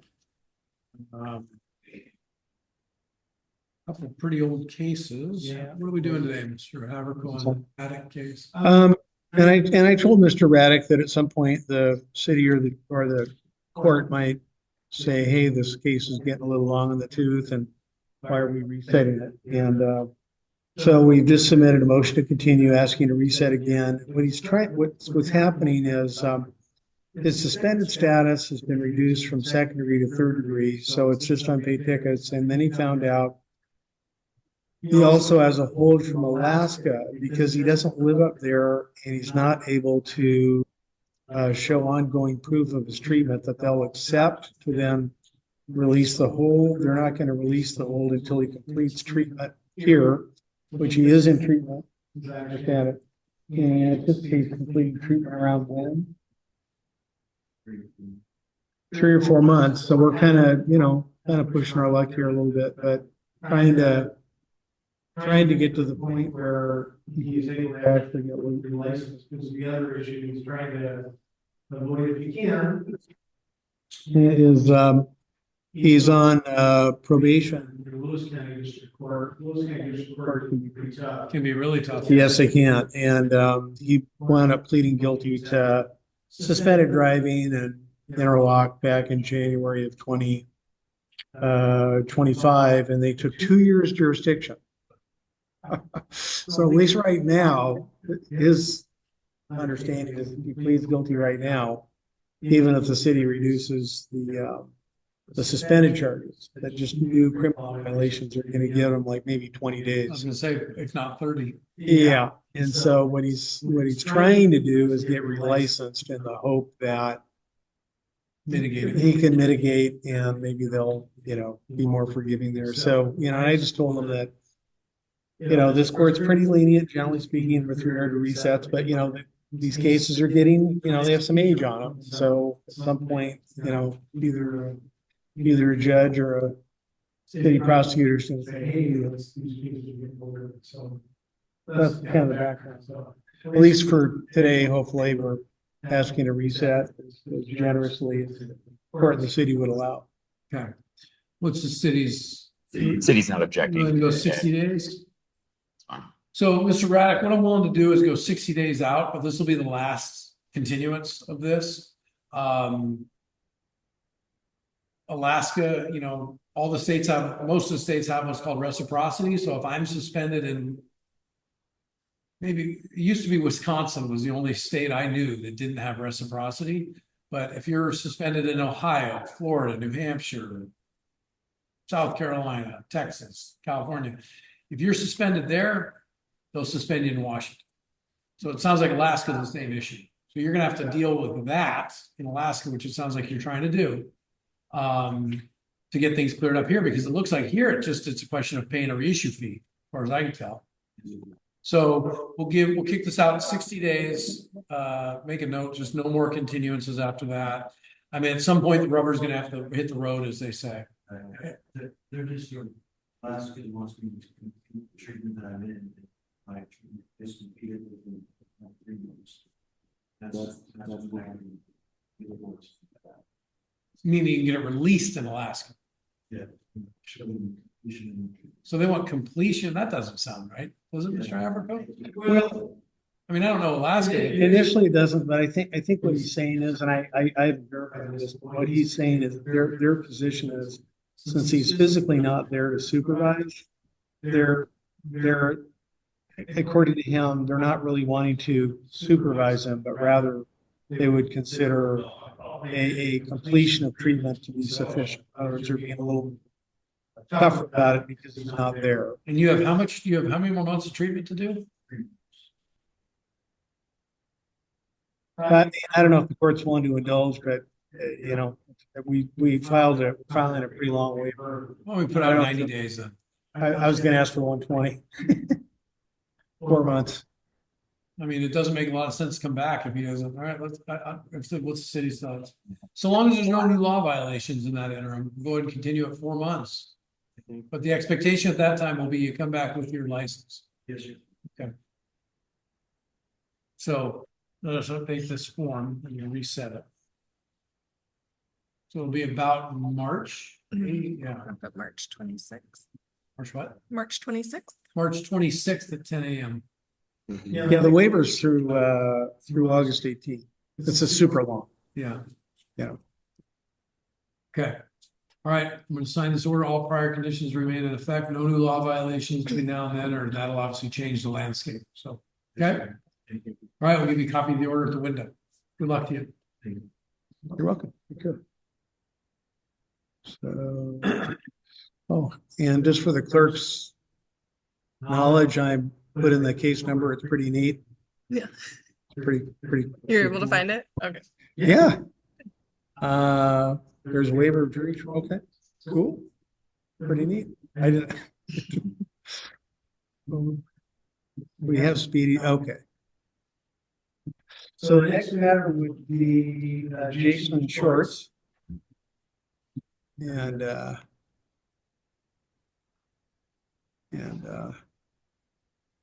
the matter comes on for a pretrial, and it's. I'm gonna leave it a little bit up to the city to proceed today. So I just looked at the Documents, we've got waivers through around April-ish already. We've already filed that trial.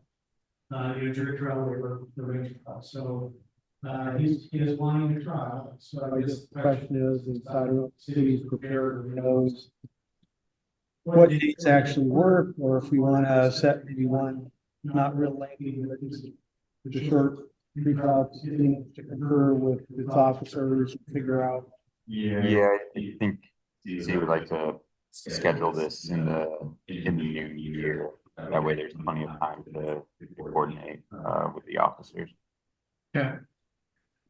All right.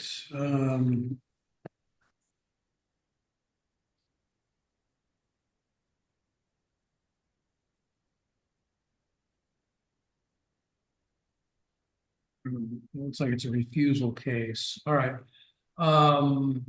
This is cause number City of Yelm versus Jason Shorts, cause number 580305967. Shorts is present with counsel. So the request is for a bench trial setting, with a confirmation unit. Right. Does the city want to do a pretrial order today, or do you want to set another pretrial from which we would then set the trial date? Probably one more pre-trial. Is one more pretrial gonna change anything? Oh, no, we could, Why don't we just set up for confirmation and bench trial? sure. Sure. Yeah, I mean, that's. So we need to do a, I just don't wanna, I wanna have a Sure. bunch of miscellaneous Yeah. hearings that aren't gonna do anything. So, right, okay. right. So let's see here. So we find a, let's see. We just, okay, so we need to, okay, I'll start filling out the defense portion of that. So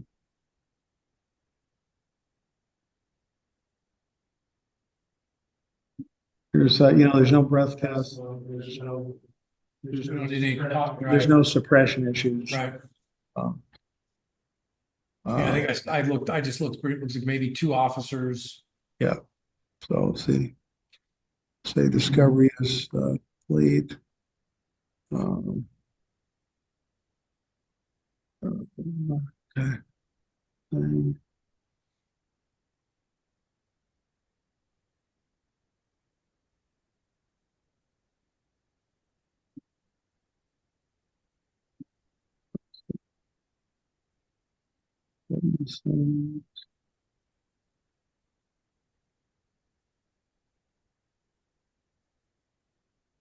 Denial.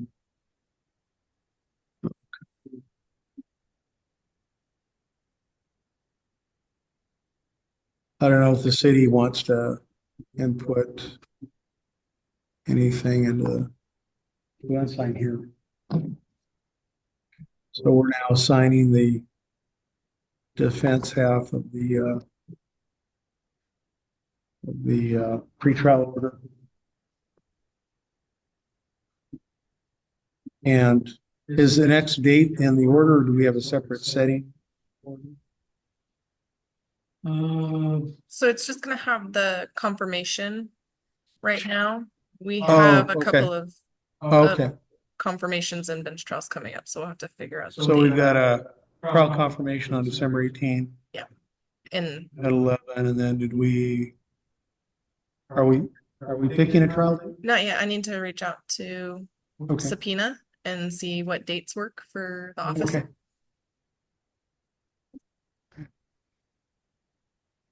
At the confirmation, I'll know by then. So anyway, the defense has completed its portion.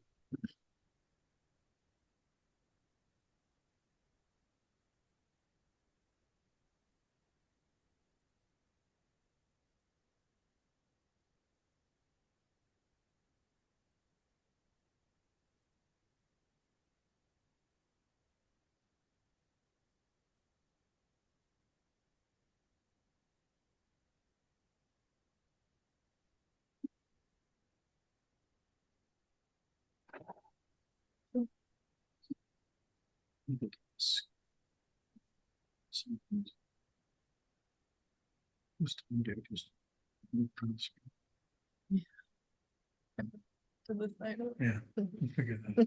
Yeah. So is this a pretrial conference, same pretrial conference order? Yeah. Okay. Readiness hearing, okay, December 18th at 11 a.m., Mr. Shorts. Readiness is going to be it's a case can still resolve on that date. However, what it does is at that date will confirm that all the parties, if it doesn't resolve, all the parties are ready for the bench trial. That's going to be set for December 18th at 11 a.m. Your presence in person is required. There's been some boxes checked here that are related to motions and things like that, general denial. Anything else from the city? No. Anything else from defense? No. All right.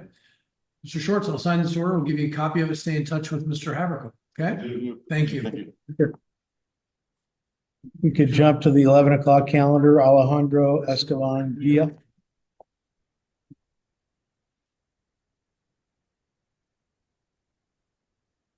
Oh, it's okay. No biggie.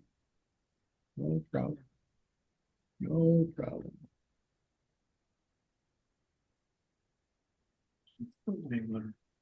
There's 2. We have Lee. Oh, we they're have different? Stephen. Yeah. Sign here. Mhm.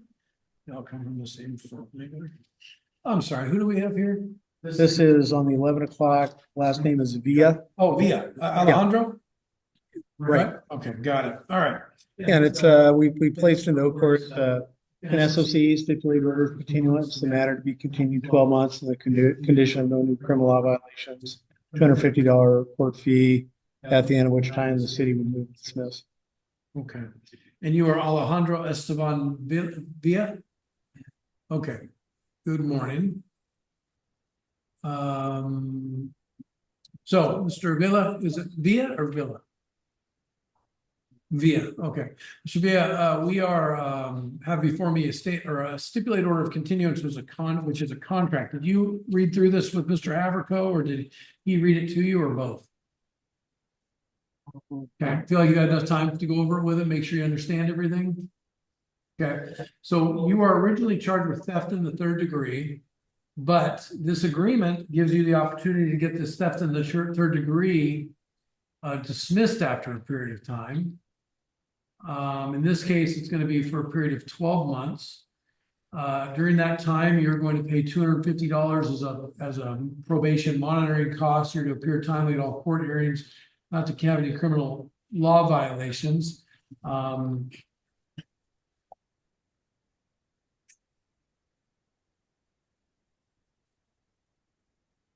Just want to make sure you understand that those criminal law violations, you are probably. Yeah, I remember this case, at the hair place. So they might have trespassed you from their location. Just stay away from there. But again, stay out of trouble. Any restitution in this case we need to worry about? No, Did they get? I believe, were they paid? The salon paid?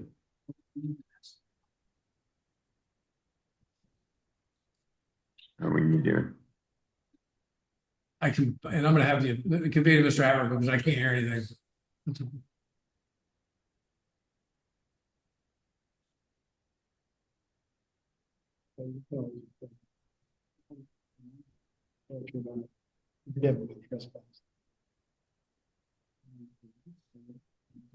Well, you got, what you do is just call them. And if you have a trespass and want to pay them, drop by and leave it, mail it. What's that? Oh, I just told him that he could always call. You know, as far as you can call the establishment, if he doesn't think there's a remunerated. If they haven't done, he has an trespass, you can just drop the money off himself. But if he just hasn't, there's a gas, he can mail it. So, okay, what I'd like to see added to this, if the parties can agree, in the police report, it says a $50 haircut. I'd like to make, I mean, if the parties agree, I'd like to add $50 restitution to this. Sure. So he just needs to pay it, and that $50 actually needs to go through this court, and then the court will distribute it to the haircut place. Right. Okay? If the parties are okay with that. And I'm willing to reduce I'll reduce the monitoring fee down to 200. Okay. Okay, so the same amount, but 50 is gonna go to the haircut place. I'll defer to, have you talk to your attorney. Okay.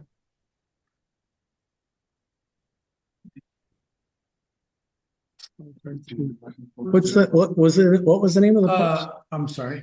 Uh, It was something cuts. Hairworks. Hairworks. 205 First Street. So Hairworks at WORKS. WORKS. Okay, some people spell it weird. Okay. Okay. Hairworks. Okay. And a set amount of $50. Okay. And you can reduce the. Right. I did that. Okay, so let's see. City okay with that? So basically, the fee hasn't changed, still $250. That he's reduced the total fee from $250 for kind of court fee down to $200, and then the total amount is still $250. But 50 of it is going to be reimbursement to Hairworks, but you'll pay the court, and then the court will remit it to them. Okay. Okay, so Mr. Via, the conditions are you're gonna pay $50 restitution, which goes through the court. $200 in probation fees, so the total's still $250. No criminal law violations, all scheduled court hearings. And the main thing is in 12 months, all these things, you've had law-abiding behavior, the various restitutions paid, the costs are paid. And what happens is this will come back up in 12 months, and if you've complied with everything, the charges will be dismissed. Understand that? Okay. All right, I'll go ahead and sign this order. We'll get a copy of it at the window, and you can set up fine payments. There you go. Restitution Okay. payment like that.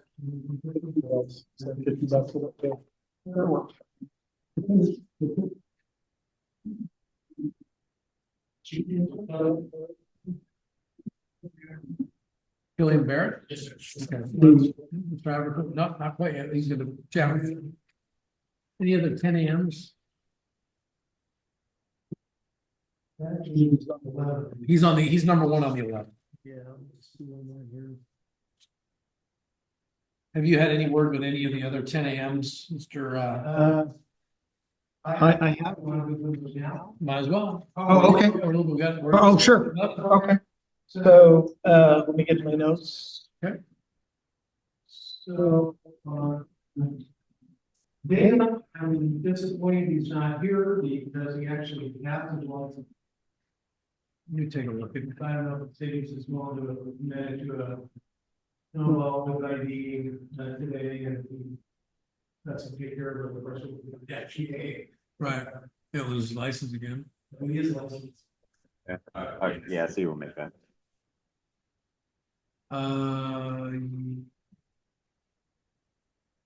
Huh. Yeah, I did speak with him. He's licensed, yeah, as Yeah, of I spoke. November 3rd. Okay, so the city, on the city's motion, will amend it to a no valid operating license with ID. Notice to Mr. Bingham, 150? 150. 150 cost. Do I need to do an order on that? No, we will send notice. Okay. All right, that deals with Mr. Bingham. Next one I have is Zachary Dresden. Yep. Up in there. I know, like I have a number that is a good number. I always call everybody at least a couple of different times. That would be part of whatever, and left a message to call back. And I have received no return calls. All right, cause number 5A03123328. Cause number 5A0700185, City versus Zachary Dresden. Protection order violation, violation of harassment, no contact order. It's now 10 to 11. Mr. Dresden was on the 10 o'clock calendar. Mr. Dresden has failed to appear.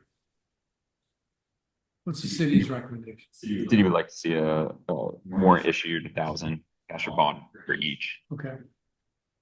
Based on, and Mr. Haverco, here, if I don't hear an objection, I'll just assume. Yeah, they don't really have a basis. Right. So $1,000 cash or bond on each charge, please. On, John Gilbert, I did have a number, I believe it's a pretty good number.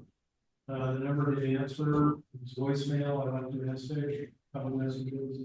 I had it in the phone. Okay, City versus Sean Gilbert, 5A0700148, charges theft third degree. On 10 o'clock calendar, no, Mr. Gilbert is not present. What's the city's? 500. 500 cash or bond on Mr. Gilbert. Mr. Zachary Andrew Christoph Uzior. I made notes that it was arranged that he does not have a phone. So I don't.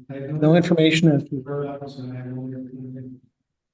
All right, it's cause number 5A0657409 and 5A0657408. Zachary Andrew Christopher Kuzior, given notice of the last hearing. He was present at the last hearing, correct? Yeah.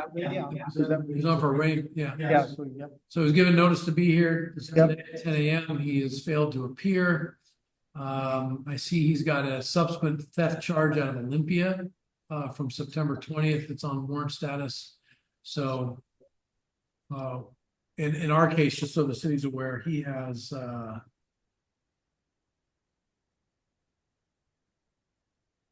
controlled substance violation as well as it's not, he's got another one that's not on, wait, Seen 580657408 and 09. and 09. Oh, there we are. Yep. And there's lots of charges: resisting arrest, Yeah. drug paraphernalia, dangerous and disorderly conduct, obstructing. So he's got 1, 2, 3, 4, 5, 6 charges.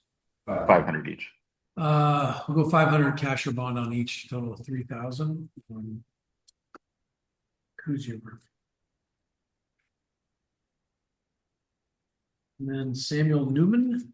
That contacted with the person's path, tried to reach him for court, just a chat, haven't been able to reach him. So I don't have any information. Either. All right, we've got Mr. Newman, we've got a compliance, he's on a diversion for a no contact order violation. And the new case, the pretrial pending is a no contact order violation under 580001154. What's the city's thoughts? $1,000 on each, cash or bond.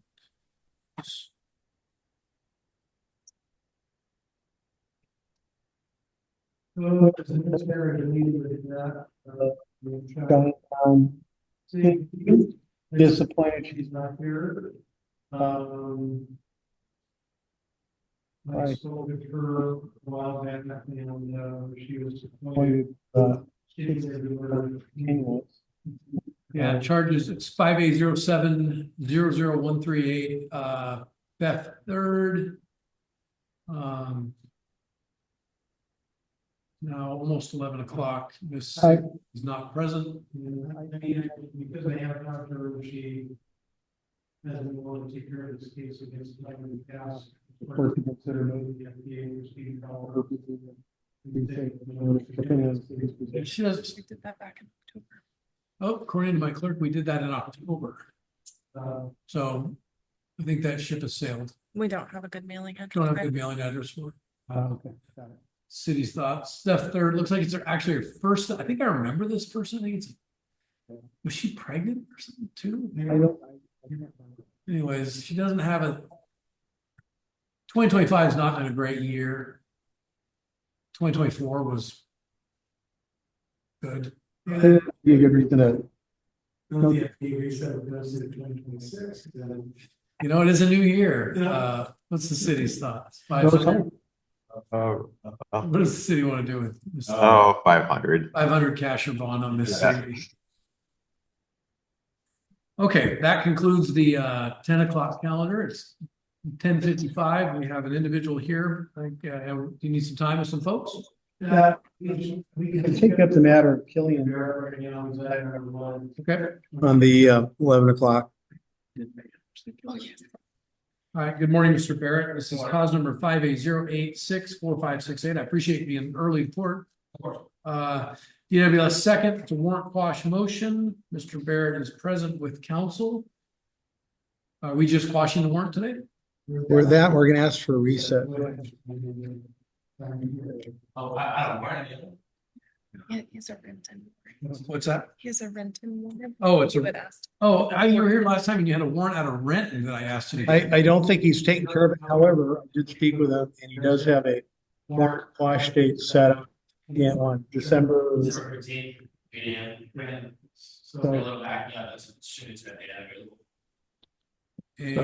So he's trying to, he has made efforts to take care of his. And I think the reason we're asking to reset is I think is because in not is yep. the second degree suspension is going to reduce to third degree. No, Mr. Barrett, I appreciate it. I see that you contacted the court on the 17th of November. You got the bench warrant quashing hearing set for December 15th up in. Yeah, I couldn't get it actually. No, I get it. I get it. And that's a lot of those courts, you can't just get in and get out. And then I should be in compliance with my DB MRT class, so there shouldn't be any reason why they don't watch it. So. Yeah, they got a big warrant up there for you. 30 grand. So you want to make sure you go in there with your ducks in a row. Yeah. All right. Okay, all right, well, you've done what I've asked. We want to, and he's present, so what do we want to do? We're resetting today? Right, I was gonna take a look at his. Let's see, withdrawals, jobs. So his accumulation of convictions or points, that suspension ends on 12/7. And he's had no law violations Right. since this time, so I'm willing Right. to, I'm fine setting this into the 2026 time. Okay, yeah, perfect. Yeah, I don't want you to come back. I mean, if you're not committing new law violations and you're doing what we ask, I'm fine with that. Yeah, and okay, and then you know, I mean, I don't need to tell you, this not having your license is costing you a fortune. Yeah, All right. it is. So I can be on the top of the salary right now, working union, so. yeah, okay. All right, what are we thinking, January? January is fine with me. End of January? Sure. All right, so we're gonna reset this for end of January.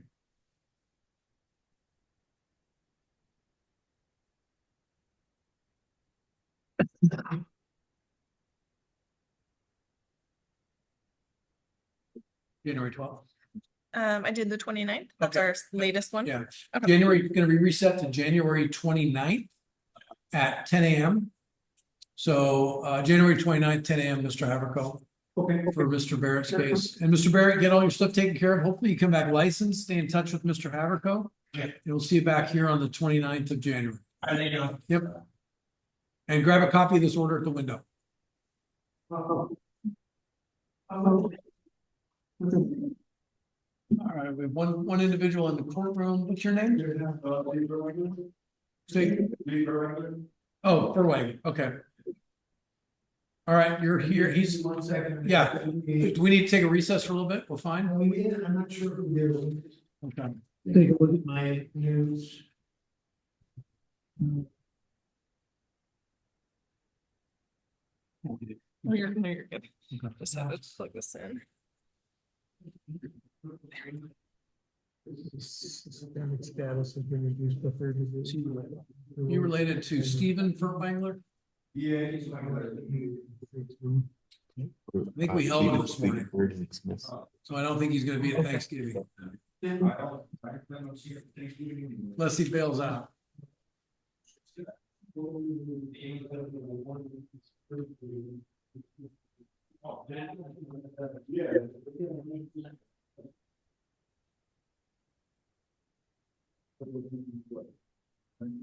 Put you back, yeah. So, sorry. I'd be excited to. Give me a second here. I need to do a modification here. No problem. Are we resolving? We are. Okay. Let's see.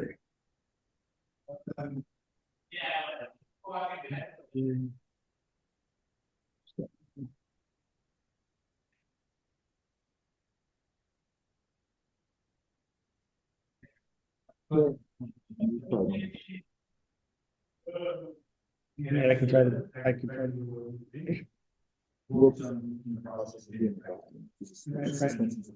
Right. I just want to make sure that he won't affect. It won't. Okay. No. No. Yeah. So we'll dismiss that one, and so that's the one. So it looks like Mr. More the criminal. Furwangler is eligible. It is. I'm just telling you, you're eligible for reinstatement. You have to jump through a couple hoops. Yeah, you're on the process of doing all right. Yeah, good.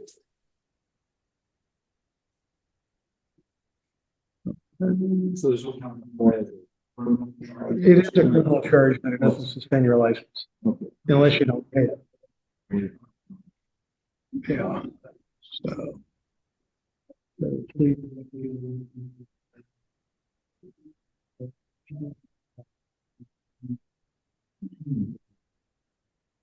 $9.29. So.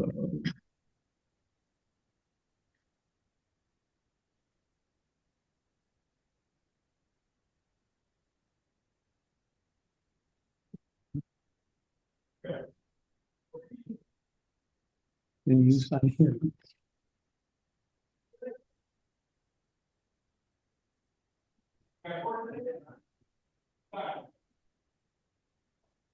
So, we placed, in both courts. There's two cases, and, pleading guilty to the case in 161 has the to suspended right in the third degree, $150 cost. And, accepted that the case ended zero cost. Okay. And Mr. Furtwang, you are Lee, Jacob Furtwangler? All right. What's your highest level of education you completed? GED or anything? Yeah. All right, I have before me a statement of intent on plea of guilty. This is dealing with cause numbers 5A08-25015 and 5A07000161. The city on the acceptance of a plea to 5A07000161, the city will be moving to dismiss charge of driving with license suspended second degree under 5A0825015. Is that your understanding of the agreement? Yeah. And have you had enough time to go over this agreement with Mr. Haverco? Yes. Did he read it to you? Did you read it yourself or both? Cool. Okay. All right, I'm gonna hit a couple high points of it. Paragraph 5 contains a number of constitutional rights that you're giving up by pleading guilty. Also, there's the amendment, you're pleading to the charge of driving with suspended license third degree, which is maximum penalty, 90 days in jail, $1,000 fine. You understand there's a recommendation here. I don't have to follow it. I can send it up to the maximum. Okay. Paragraph 11 states, on September 29th, 2025 in the city of Yelm, I drove a motor vehicle while my license was suspended for unpaid traffic tickets, which would be suspended in the third degree. Is that your statement? Yeah. So as to the amended charge of driving with suspended license in the third degree, how do you plead guilty or not guilty? Yeah, find your plea is made knowingly and voluntarily. No one's made any threats of harm or any promises causing the plea. City moving to dismiss cause number 5A08-25015. Yes. So dismissed. And again, 5A07000161 was already amended. Anything additional from the city? No. Anything from Mr. Abbott? Nothing else, Your Honor. Hi, Mr. Furtwangler, you don't have to, you can say something if you'd like before sentencing, you don't have to say anything. Okay. Sounds like you're on your path to get your license back. I think that's fantastic. So I'll follow the recommendation, impose a $150 cost. You'll have 12 months to pay that. So you'll get instructions on how to pay that at the window. And that will cover everything for Mr. Furtwangler's matter. All right, Mr. Furtwangler, good luck to you. Yep. Good luck.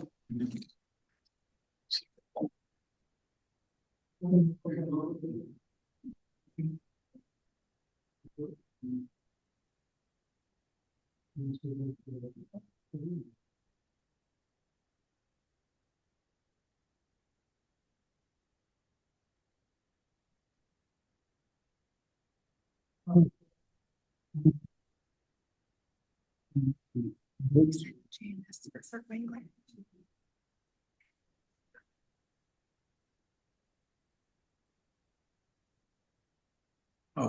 Mr. Gilbert to, by the way, between the 10 o'clock. Hour, I'll issue the warrants. All right. Well, we have Mr. Gilbert come forward. Yeah, fine. You want to be with him? Okay. Mr. Gilbert, I appreciate being here. You were late. I apologize. That's okay. All right, we'll get you in. Okay, thank you.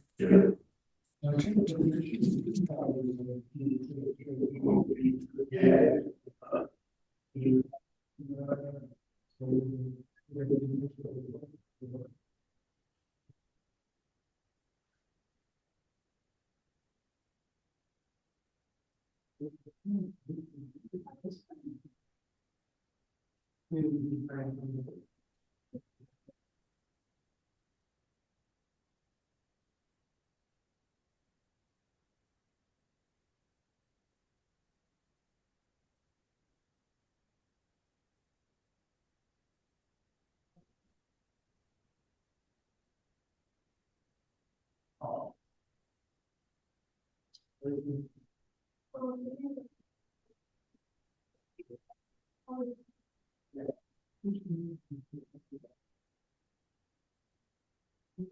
a look at the docket. Let's see.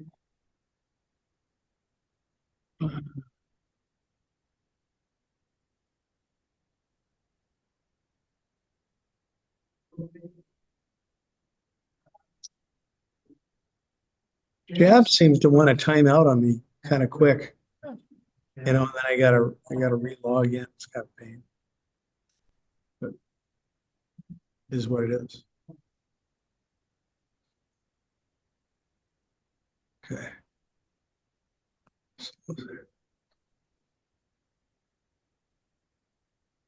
Okay. It's a 12-month, see, you're on a 12-month SOC. And then dismiss.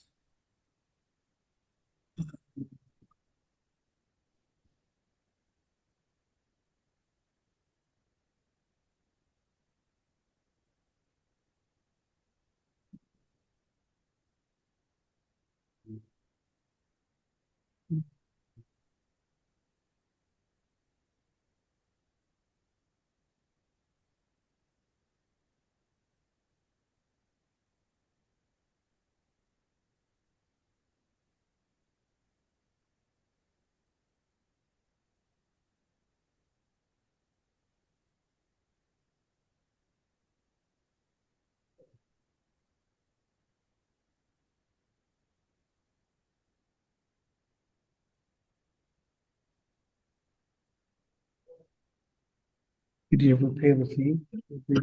50? Did you pay it? No, no money?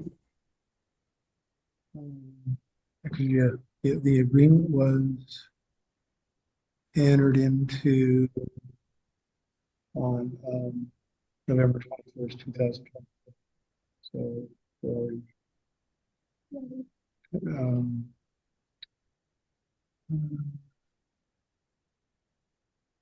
so there's no way in the last year to get it from over. All right. What was the name of the thing? And really no work at all. It's just- seems like there's all kinds of you know, or work. At least they're happening. Now hiring signs that, you know. Yeah. but it's just down on the road.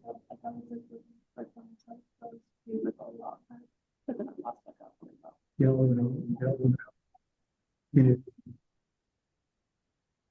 And Your Honor, there on the Kincaid matter, other than the fee, is there? Is this on the 11 o'clock? Yeah, Uh, that's a, This- it doesn't look like there was a alcohol assessment condition, it's just, E250 and. Big new violations. let's see. Oh, I see. So Miss Kincaid, are we on the record? We're on record, yes. Compliance to version 480799798. Kelly Kincaid, present, with counsel, charges minor possession and or consumption. This is from October of 2024. She Right. has a assault charge that is pretrial diversion and looks like napamine. And then we have a protection order violation that is awaiting sentencing in Thurston County. Which would suggest a guilty plea. Yeah. Yep. We have speeding ticket that's in it's in fine collection status. I assume the city's just moving to revoke and not asking for jail time, I suppose. Yeah, I mean, we don't really at this point have a good argument against that. So I guess, I would ask the court. So you're stipulating the violation? Yeah, stipulates the violation. Again, the city's not asking for jail time, so we just enter as a conviction and I guess the 250 as unpaid if reimposed, we go eventually, I guess, collections. All right, so Miss Kincaid, this is cause number 480-789-798. You had a minor in possession and or consumption, which isn't the crime of the century, but and that's back in October of 2024, but you couldn't stay out of trouble for a year. So what's going on? I mean, do you know? Did any of the other charges involve alcohol? I can't hear you. You're gonna have to speak up. Okay. So you're in you have an assault charge that you're on a diversion for in Napavine through March, right? Was that a boyfriend or a friend, or was it just somebody you got in a fight with? Okay, and again, I'm gonna have to you speak up because I can't hear you. A boyfriend? Okay. And then my nickel bet is there was no contact order that was issued out of that. And then you got charged with violation of no contact order in Thurston County. Was that the same boyfriend? Okay. And you're awaiting sentencing. What do you think is going to happen in Thurston County? I guess it's a Tumwater case. What do you think is going to happen in Thurston County? What do you think they're going to do? All right, you were convicted. All right, so you went to trial. Okay.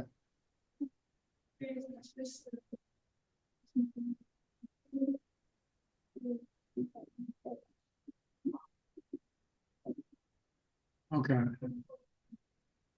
Say again. All right, how old are you now? 19. Okay. So, anything you want to say that would explain why you couldn't stay out of trouble for, I assume this was 12 months, right? Why you couldn't just stay out of trouble for 12 months? If I run your record, not that I'm going to do it unless it's in Yelm, but if I run your record in November of 2026, how many new charges do you think there'll be? Because what's going to happen, and Kelly, the reason I'm having this discussion with you is because you're 19, the last year has not been great. And while individually these aren't the crimes of the century, they're going to become a big problem for you. So if it's alcohol related, if it's emotional related, you've got to do something that's going to figure out what is causing you to do this. Because all it's doing is, whether it's the people you're around with, you're hanging around with, or whatever you're doing, but this doesn't make any sense. So what I'll do is we'll revoke the diversion or the SOC, enter a conviction. I'm not going to impose any fines or costs on this. We're just going to enter the conviction and close it.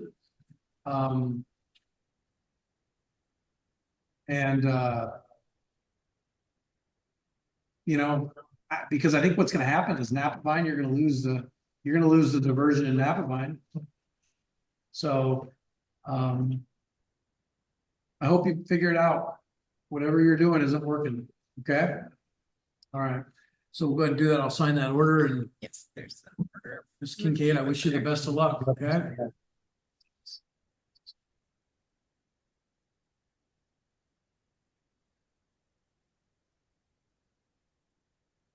Okay, I'm gonna sign the order under 480-789, enters conviction on the minor in possession charge. Not gonna impose any jail time. Guilty plea entered. Case is closed. So Ms. Kincaid, you're done with Yelm. All right. What did I got? And Ms. Kincaid, you're gonna get a copy of this at the window. Okay. All right. Good luck.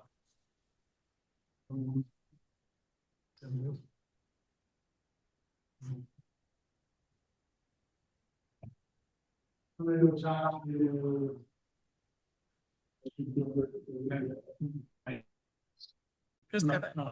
On record. Okay, Jimmy, and this is on the 11 o'clock? Yes, so this is your, this is Tanner Watson, we will talk to her. And for the court for trial here in the fiscal control case.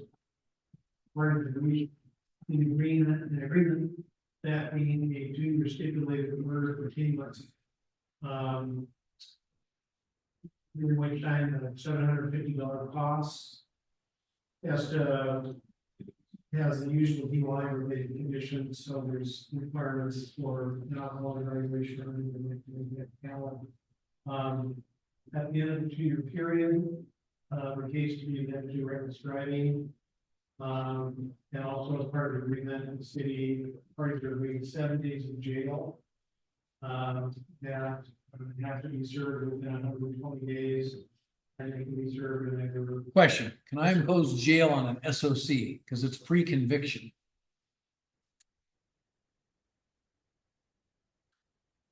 I don't, I mean, I could certainly do community service. I could do stuff like that, but I don't know if I can impose confinements. Pre-dispo. Unless the city is willing to, the only other work around that would be if the city is willing to, then they do reference driving to. Yeah. Okay. So, okay, Scratch this. okay. Mine would be posed 24 months from now. Yeah, Yeah. yeah, because I've run into this and I just, with an SOC, I can't, it's like doing a sanction on a deferred. Makes sense. You can't do, because a deferred is technically pre-dispo, you couldn't say, well, hey, can my client do 3 days in jail as a penalty? Couldn't do it because it's pre-dispo. Sure. Yeah.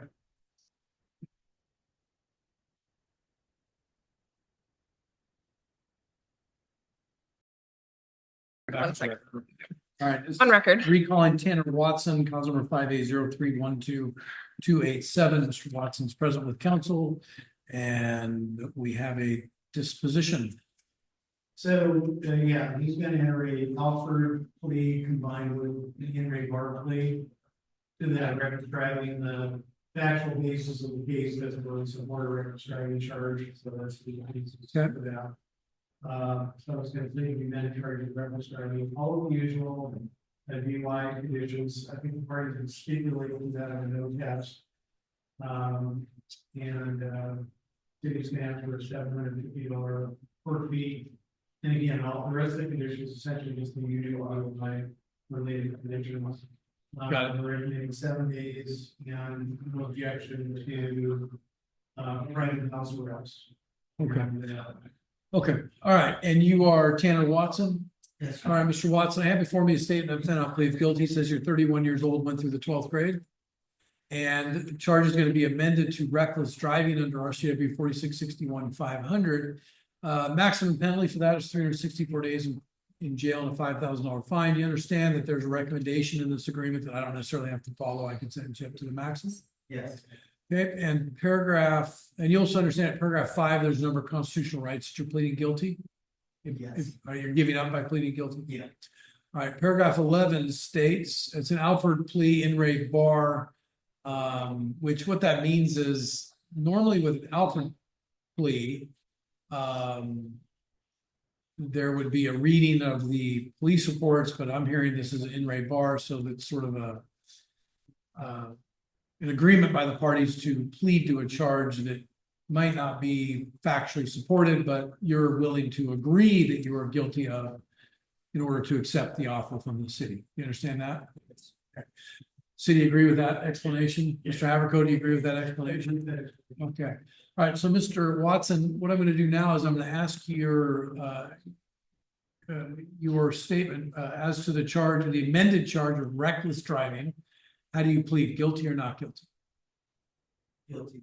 Okay. I'm going to find your plea is made freely and voluntarily and no said harm of any kind to you or anyone else caused you to make the plea and no one made any promises. And we are moving forward. And also just real quickly, this plea form, did you read this or did Mr. Havercode read it to you or both? Both. All right. I will sign this statement of intent on plea of guilty. Moving to sentencing. Anything from the city? No, Your Honor. Anything from Mr. Havercode? Nothing yet, anyone? Okay, Mr. Watson, you can say something prior to sentencing. You don't have to say anything if you don't want to, but it's your opportunity. Okay. All right. All right, customer 5803-12287, as previously amended direct, this driving plea of guilty to that charge has been accepted and entered. You've been evaluated? Are you in treatment now or? No. Okay. All right. I'll impose 364 days in jail. I'll suspend 357 for a period of 2 years. Following condition, and you'll be able to do that 7 days on electronic home monitoring. And that can be done through a private entity that offers that service. Probation will be, or conditions of probation will be for a period of 24 months. They are going to be $250 BAC fee, a monitoring fee of $397, and a TPD. Yeah, it's the, Traffic. yes, Or I'm traffic trying to penalty? remember everything that it. Yeah, of $103. So that should work out to $750 total. You can make payments on that. You'll be given information on do that at the window. You're gonna have to get an alcohol evaluation, do any required treatment. I want to see that done in 60 days. Now, treatment may extend beyond that, but you need to get the evaluation done within 60 days. Also gonna have you get the victims impact panel done within 60 days as well. Okay? You're not to refuse any breath tests. You're not to refuse a drug test upon request of the court, probation, or any law enforcement officer. You're to appear timely at all court hearings. You're to have no criminal law violations. You're not to drive without valid license and liability insurance. You're not to drive an alcohol concentration of 0.08 or higher, or THC level of 5 nanograms per higher. Do you understand that? Yes. Okay, anything else from the city? Nothing from the city. Anything else from the defense? Okay, I will sign this order, and we need to indicate that it's I think we checked the box. It needs to be, it can be private. Yeah. And I want you to start that EHM within 60 days as well. All right, so you got a lot of stuff to do in the next 2 months. So don't wait till the 59th day.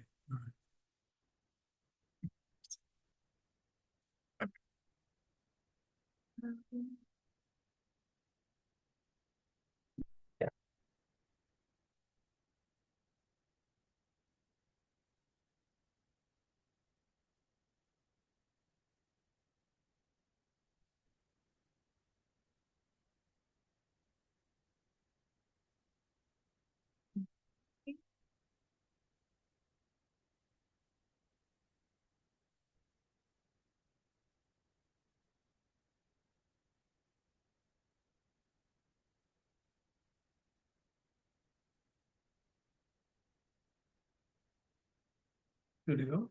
Yeah, I think so. I put a note at the bottom that it's at his cost. So And then that- does it say in here you have 60 days to start the EHM?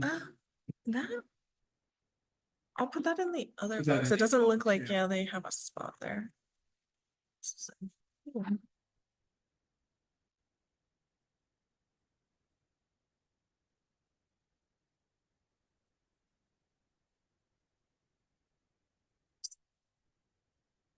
Okay, that's in there. Okay, I'm gonna sign this order, Mr. Watson, give you a copy at the window. Mr. Haverco is gonna sign it now. And get all that stuff done, okay? Because again, you're on a pretty short time frame. 60 days is a lot of time, but it's not a lot of time.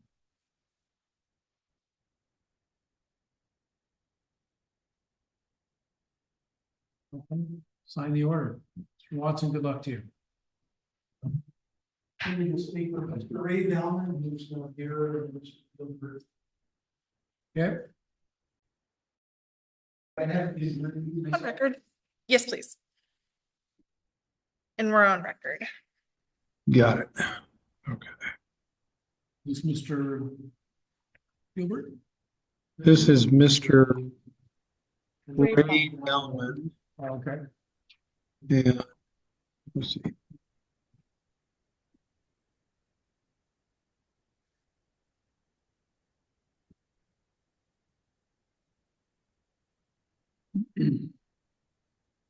All right, let's see, what are we doing today? Mr. Bauman's cases.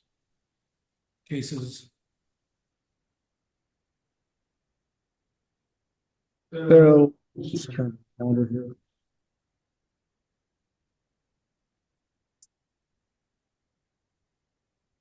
We've got 4 cases on today's matter, straight leads to the case ending in 157, criminal trespass secondary, 923-25, and then on the case ending 307, criminal trespass occurring on 9/11/2024. And then on the court's acceptance of those pleas, dismiss the other 2 cases. All right. Okay, you are Sean Ray Bauman. Correct. Right, good afternoon, or good morning, or good afternoon, Mr. Bauman, Mr. Ray Bauman. I've been handed forward a statement of defendant on plea of guilty. You have enough time to go over this with Mr. Haverco? You read it to you, read it to yourself, both. Gotcha.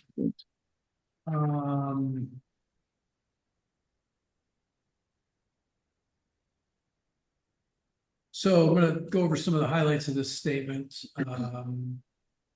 You're pleading guilty to 1 count of criminal, or 2 counts of criminal trespass. Those are misdemeanors, meaning maximum penalty is 90 days in jail, $1,000 fine. In exchange, the city will be moving to dismiss, it looks like, a count of disorderly conduct and 2 other counts of criminal trespass. You understand that there's a recommendation here in this agreement that I don't have to follow. I can sentence you to the maximum on each charge. Right. Okay. Need a little more time to talk to Mr. Haverco about that? Why don't we go to the other 2? They're all linked together.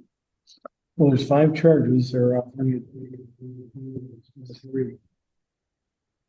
Yeah, well, I'm innocent of all of it. I've already done time for all of it. Up in Pierce County. I'm here. Because they arrested me over and over again. Well, why don't you go have a seat? Will you come back to this one? Yeah, we'll come back to this Okay. one. And let's turn to Mr. Gilbert. He is from the 10 o'clock. All right, come on forward, Mr. Gilbert. Cause number 580700148. Mr. Gilbert is present. What do we do with Mr. Gilbert's case today? He is going to be signing a plea statement. Go ahead. It's going to be the nature of an Alford plea. The basis of the plea is, he agrees that he failed to appropriately scan certain items, and it's his position he may or may not have intended to do that on purpose, but that if the matter were to have gone to trial, and a jury heard that, or judge heard that evidence, it chose to believe it along with whatever evidence Mr. Gilbert might present, that a finding of guilt is highly likely to be entered. What's the last level of education Mr. Gilbert completed? I went to the vocational. Okay. All right, and you are Sean Patrick Gilbert? All right, Mr. Gilbert, I've been handed forward a statement of defendant on plea of guilty in the form of an Alfred Newton plea to theft 3rd degree, cause number 580700148. You have enough time to go over this with Mr. Haverco? Yeah. Did he read it to you? Do you read it to yourself, or a little bit of both? Little both. And I'm going to go over some parts of this. Paragraph 5 contains a number of constitutional rights that you're giving up by pleading guilty. You understand that you're giving up those rights? And theft 3rd degree is a gross misdemeanor, means the maximum penalty is 364 days in jail with a $5,000 fine. You understand that there's a recommendation in this agreement, but technically I can sentence you up to the maximum. You understand that? Yes, sir. All right, paragraph 11 is a Alfred Newton type plea. So what I'm going to do is I'm going to review the police report, see if there's a sufficient basis for your plea. Events alleged to occurred on September 10th, 2025 at the Walmart located in the city of Yelm off State Route 507.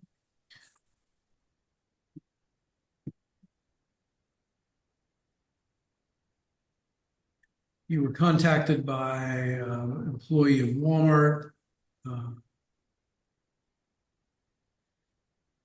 Police reports indicate there's an allegation, at least an admission, to not paying for certain items.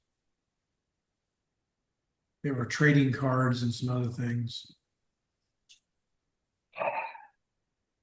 Okay, based on a review of the police reports, I will find it at a sufficient basis to support the charge of theft third degree. So Mr. Gilbert, as to the charge of theft and third degree alleged to have occurred in the city of Yelm on or about September 10th of 2025, how do you plead, guilty or not guilty? Guilty. Okay. Find your plea is made knowingly and voluntarily. No one's made any threats or promises of any kind to make you, cause you to enter the plea. Are we moving to sentencing today? We are. Yes, Your Honor. I hear from the city first. Your Honor, it's an agreed recommendation. We just ask you follow it. All right, Mr. Haverko? I agree with that comment. Okay, and Mr. Gilbert, anything you'd like me to consider before sentencing? No, I agree with that. All right, I will follow the recommendation. I'm going to impose 364 days in jail. I'm going to suspend all 364. I'm going to impose $5,000 fine. I'm going to suspend all $5,000 for a period of 12 months. Following conditions, you're going to pay a $250 probation monitoring fee. You'll be able to make payments on that to the city. You appear timely at all court hearings, no criminal law violations, and you're prohibited from going to Walmart so long as Walmart prohibits you from going there. Looks like it was a lifetime trespass. Yeah, so no contact with the Walmart. Yeah. Any questions about anything? No, sir. Okay, I'll go ahead and sign this order. And Mr. Gilbert, I wish you good luck, okay? Thank you. I'll take one more moment to chat with. You can get and Mr. Gilbert, you can get a copy of this order at the window. Okay. Let me take one more moment to chat with. Didn't, I don't remember, did we run into this issue with Mr. Ray Bauman previously? Or was that a different individual? Different. Different, okay. Okay, On record. what do we do with Mr. Ray Bauman's case? Trying to remember, have we already signed everything? So we have a statement of defendant on plea of guilty that is signed by Mr. Bauman. He, just for the record, he got Elizabeth, and I may have neglected to explain, you know, judges are really required by law to say, notwithstanding the agreement of the parties with the city's reputation and the court consent a person up to the maximum. But I was explaining that, generally speaking, I mean, that's legally true. Right. Because the parties can't bind the court. The court's not a party, and the court needs to be judicially independent. But I also told them that, and this is not a guarantee, but I was told them to, generally speaking, unless there's kind of a compelling reason, most judges usually will typically follow recommendations. And so, you know, just explaining that's why Your Honor made that statement, and you seem to be relieved at that because I don't think we maybe fully understood that. So I guess I would suggest that we just proceed and continue with the recitation. All right. So Mr. Ray Bauman, we're going to be back on the record. We made it partway through the statement of defendant on plea of guilty. Do you feel like you've had now enough time to talk with Mr. Haverko about what's going on? Okay. And you understand that these are misdemeanors. So the maximum penalty on each of these criminal trespass charges is 90 days in jail and a $1,000 fine. There's a recommendation here, but as a matter of law, I'm required to advise you that I'm not bound by that. I can sentence you up to the maximum. You understand that? And you still want to proceed? Okay. All right. Paragraph 5 contains a number of constitutional rights that you're giving up by pleading guilty. Do you understand that? Okay. And paragraph 11 states, following occurred in the city of Yelm. On September 23rd, 2025, I entered onto Tractor Supply property. On September 11th, 2024, I entered onto Municipal Plaza property. And on both of those properties, you've been previously trespassed from those properties. Is that true? So, as to the allegation of trespass, criminal trespass, second degree alleged to have occurred on September 23rd, 2025 at the Tractor Supply property, how do you plead, guilty or not guilty? And as to the criminal trespass that alleged to have occurred on September 11th, 2024 at the Nisqually Plaza property, how do you plead guilty or not guilty? Okay. Find your pleas are made knowingly and voluntarily. No one's made any threats or promises may kind of cause you to enter the plea. Hear from the city as it relates to sentencing. Your Honor. Okay, Mr. Abercrombie? I agree with that. Right. Mr. Ray Bauman, you don't have to say anything, but this is your opportunity if you so choose. Is there anything you'd like me to consider before sentencing?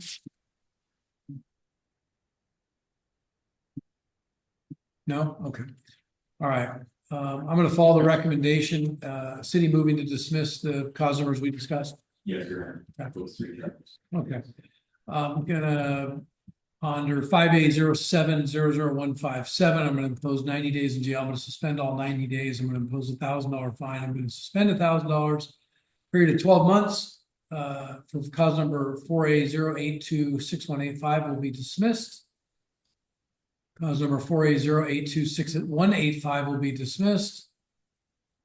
And cause number 4A0754493 will be dismissed. And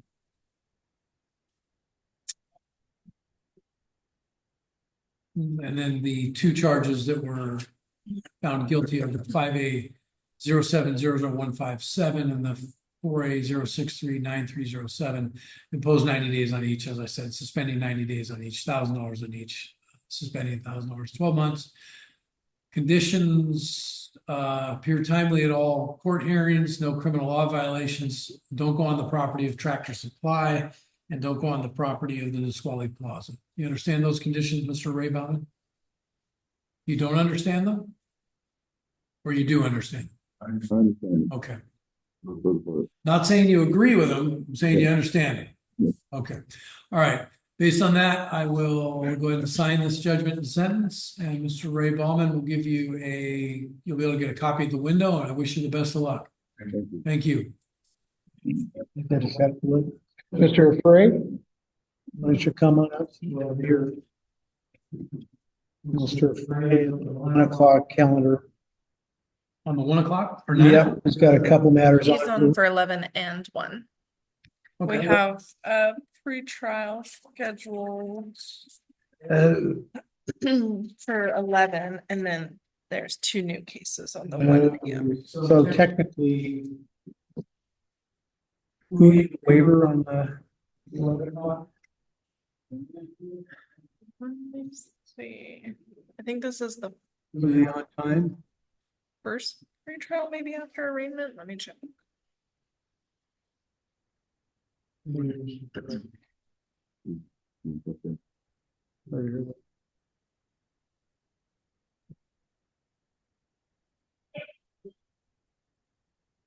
So this is the first pre-trial after he was arraigned on September 25th. Okay.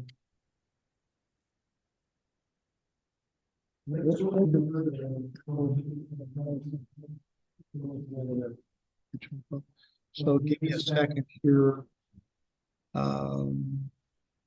Let's see.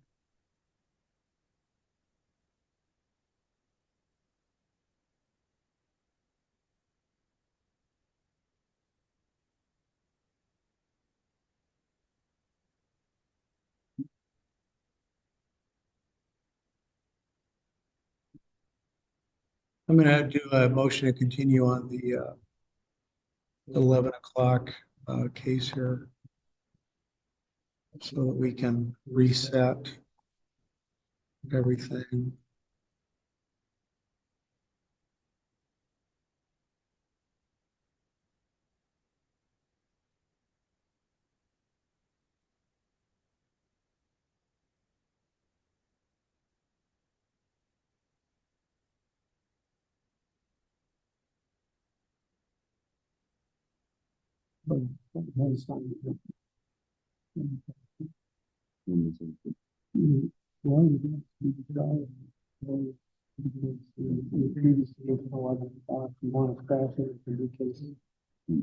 Okay.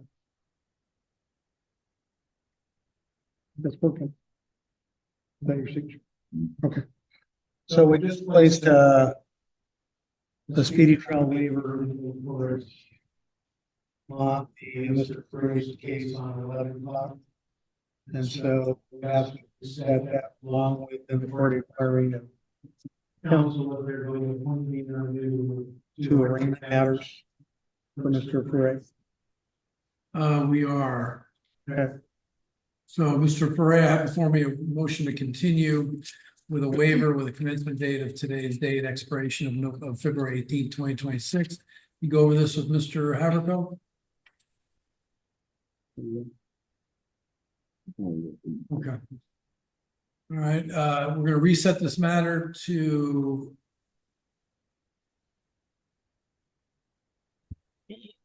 January 12th. January 12th at 11, 10 a.m. This matter will be continued to January 12th at 10 a.m. I'll hear from the city. So we have two new cases that are on for 1 o'clock. Are we gonna try to deal with those now? Or Yeah. I think so. Yeah, we're here. We're supposed to do the arraignments. okay, Two matters. all right. His indigency status has not changed. Yet. So the two new It charges might, I was able to back out. are Oh, I didn't see that. It's like two counts of criminal trespass, second degree, same date. yeah. One was from the Squally Plaza. I read that one.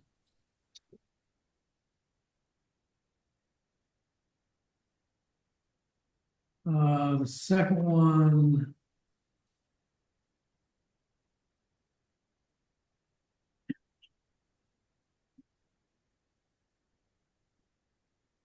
-906 Yelm Avenue.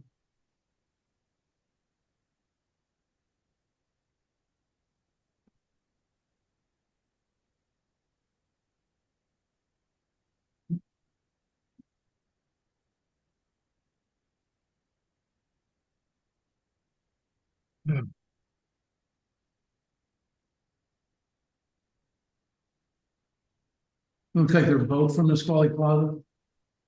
Mr. Travis, you agree with that? Yes, looks like they're probably different times of the day. It's two different Yeah. officers. One's at 1923.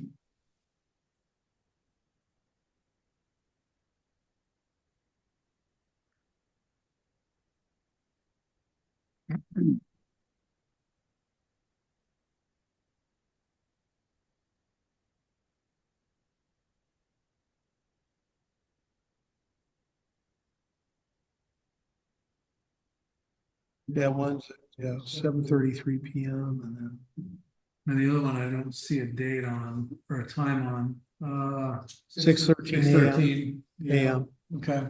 Yeah. All right. So I guess we'll handle the arraignment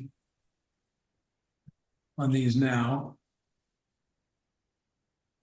So Mr. Haverko, I'll defer to you. So on the court's assumption, I'm appointed. You are. Stipulates probable cause on both cases and asks the court to enter not guilty pleas. Okay, and just so everybody's aware, the previous matter, the one for pretrial under 5A0657414, resetting that matter to January 12th, 2026 at 10 a.m.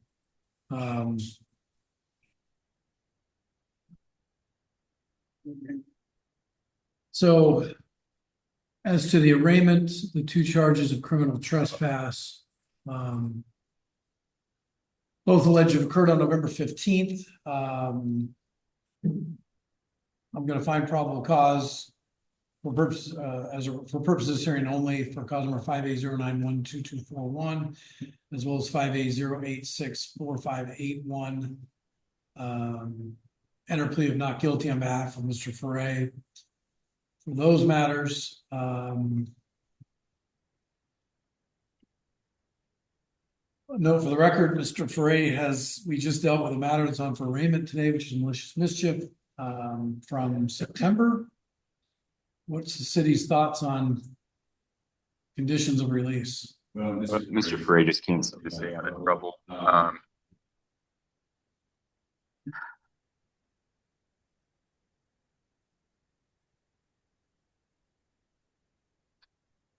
city's fine with allowing Mr. Gray to be released on his own recognizance, but that position might change if we see him again for another arraignment while these cases are pending. Mr. Haverco? You say duly noted. So, Mr. Foray, I mean, I've read the police reports on these things. The properties where you were trying to set up, allegedly trying to set up a tent or trying to sleep or wherever you were, you can't go to those properties. And if you go to those properties, you're going to keep getting arrested. And if you come back in here, you're gonna leave me, I mean, no choice but to hold you. All right. So I just want to make it really, really, really clear. I'm going to release you on your own recognizance, but you cannot go back to the Nisqually Plaza. What was the other one? Tractor Supply. Tractor Wait. Supply. Was it Tractor Supply? No, I don't think it. I don't No. know. I think that, were they both Nisqually Plaza? I think, are these all Nisqually Plaza? Yeah. They're all Nisqually Plaza. If you go back to Nisqually Plaza, I'm gonna just put in the notes that you're gonna be held. Cause I can't stop you from doing it on your own. The only way to stop you is to hold you. And I really don't want to do that. But you understand? Okay. All right. So we'll do that. Set it again, next court date for January 12th. No criminal law violations.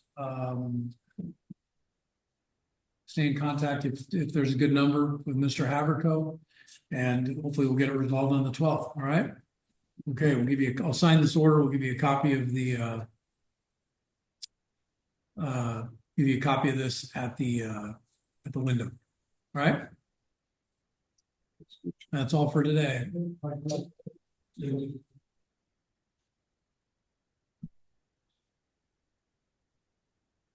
Oh, it's still with us, Miss Dawson is on Zoom, yes. I will pull her. Yep, Mr. Frey, you got to get the order. I think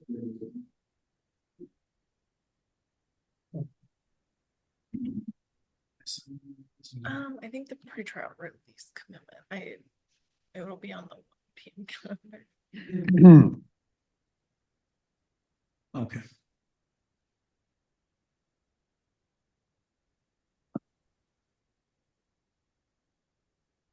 All right, what we're doing with Miss Dawson's case today. Well, I'm assuming, I haven't received anything, so I'm assuming I'm gonna wind up asking you to reset it, because I haven't received the evaluation yet. All right, Tina Dawson, can you hear us? Yes, I can hear you. We can't hear you. Oh, okay, my microphone's on. Was Miss Dawson authorized to appear via Zoom? Yeah, she's out of state. Okay, is this one that's in Arizona? Montana. Montana. Okay. All right, Miss Dawson, can you hear us? Yes, I can hear you. Microphone is going. Here, you know what, we probably can't hear her because no one has volume on. Let's see if this works. Can you hear me now? There we go. We can hear you now. Okay. Okay, all right. All right, Miss Dawson, you're here for pre-trial. This is cause number 480098253. You're present via Zoom. My understanding is you're located in Montana, is that correct? Yes, sir. Yeah. So this is a charge of DUI.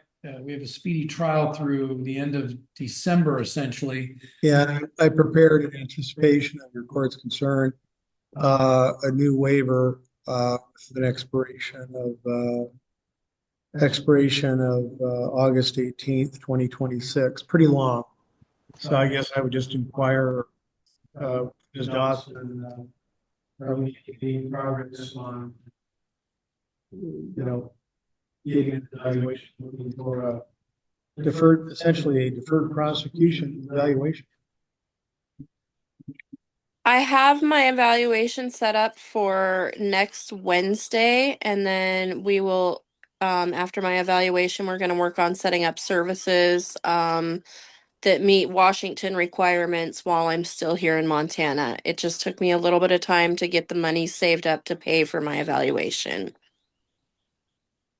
Okay. So Ms. Dawson, what we're going to do is, I assume no objection from the city. Ms. Dawson, we're going to continue this one more time. I'm looking at the docket. you were last present here via Zoom on September 25th, so we're pushing almost 2 months, and this case is getting a little bit old, and so we have to get it resolved. Have you been in regular contact with Mr. Haverco? I'm a little worried that Mr. Haverco has to ask you what's going on. She has, and she has. Okay. She's made herself available. All right. And Ms. Dawson, I'm assuming you have we're filing a speedy trial waiver to extend out the time. Yeah. Speedy trial time, so we're able to continue your case. Obviously, you don't have an objection to that. No, I don't. All right, so Ms. Dawson, we're gonna do that. We're gonna I'll sign this waiver, commencement date of May 20th, expiration date August 18th, 2026. But I want to let you know that I want this case to be moving forward. So we're going to continue this 1 month. I'll authorize you to appear via Zoom. If you've indicated to me you have your evaluation next Wednesday, I think you said. Correct. If we don't have proof of the evaluation process, moving forward at the next court hearing, I'm not going to authorize any more Zoom appearances after that. You understand that? You're going to have to come back. Come back to Washington? Yes. So what I'm saying is I need you to move this case forward. So we're going to continue. You can appear via Zoom in 1 month. But again, we're going to if things aren't moving forward, we're going to readdress this the way that we're handling this case at that time. Do you understand that? I understand. Okay. Next hearing is going to be set for December 18th at 11 a.m. You can appear via Zoom. You'll be given a copy of this order. All previous conditions remain in effect, and I'll sign that order. All right. Thank you, Your Honor. When you get your evaluation done, make sure all that gets sent over here to your lawyer, and he can walk you through it. Okay. Absolutely. Thank you so much. Thank you, Ms. Dawson. All right. Bye-bye. Bye-bye. Okay. Bittner, anything on Bittner? Oh, we're doing the no-shows? Okay. Yeah, we just have 2. Yeah, James Bittner. Lots of charges. I don't remember, and the number is not second call, so I was not able to reach him. The only information Okay, what's the city's position on Mr. Bittner? Did you want to see, warrant issued 500 each? 500 each charge or each count? Let's go each charge. Okay, so total of 2,500 if my math was correct, or sorry, 3,000. I count, yeah, 3,000. 3,000 For each. Well, one of them For each case. there's 2 of these are mitigation hearings. So there's 1, 2, 3, 4 criminal cases. So 2,000 total, 500 each cost number. Okay. on the criminal. Yeah. And then last but not least, Deanna Brass.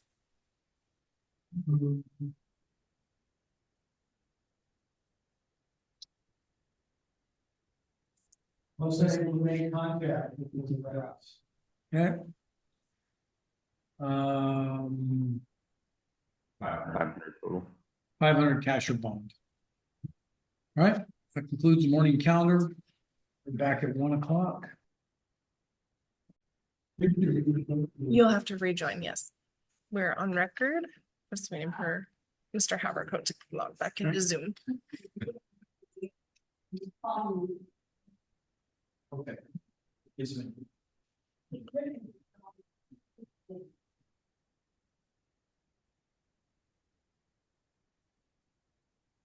All right, we're back on the calendar. This is the afternoon session of the Yelm Municipal Court, 1 o'clock arraignment calendar. So folks, what we're going to do is this. I'm going to call certain cases in the city, driving with license suspended thirds in particular, are cited as a criminal case, but then the city makes the decision, not in all cases, but in many cases, to amend those criminal charges to a infraction. So a civil infraction.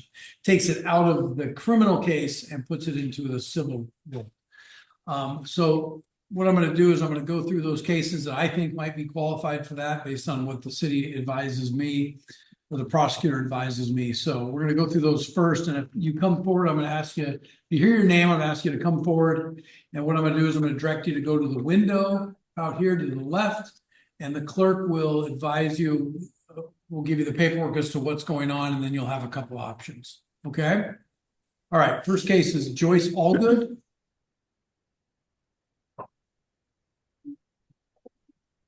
What's your last name? Oh, All right, Miss Allgood, you can stay right there. Okay. All right. Hi, how are you? So what have you got? look, they did leave. Okay, so what we're gonna do, Miss Allgood, is I assume the city's gonna move to. Yes. So Miss Allgood, I'm gonna have you take that, go out those doors to the left to the windows, and you're gonna talk to our clerk. That's the window. Out the door to the left, and then she's going, well, hold on one second, and what we're gonna do is the city is moving to amend that criminal case to an infraction, and the penalty would be $150. Okay. Ashley Jordan Ashley, sorry. Mr. Ashley, you're in the same situation. You've got a charge with a driving license suspended 3rd degree. And is the city making a motion? Yes. Yes. And what the city is doing is making a motion to amend the criminal case to a infraction. So that, and again, the proposed recommendation is $150 penalty. So if you want to take advantage of that, you can go to the front window out there and she'll help you with that. But I do want to find something here. I just want to see why do you know why your license is suspended? Not sure, so I got a ticket. I paid it, but my license is in Florida. Florida's screwing you up. Okay, so if you're suspended in Florida, you're suspended here. So you just need to get that taken care of in Florida. Okay? Is this something about clearance document? For a clearance? Not sure if it's here. Because I got that ticket in April. So I'm not sure how to go get the clearance letter. I think it's a clearance letter from Florida is what because you don't have a Washington license, right? Yeah, it's a clearance letter from Florida. So something in Florida, what I think you just hit that nail on the head is probably an unpaid ticket or something, is screwing up your license here. So you've got to reach out to the DOL equivalent in Florida and they should be able to help you out. Okay, but again, this criminal case here is going to be amended to an infraction and it's $150 penalty. You go take care of that at the window. Thank you. Megan Brown.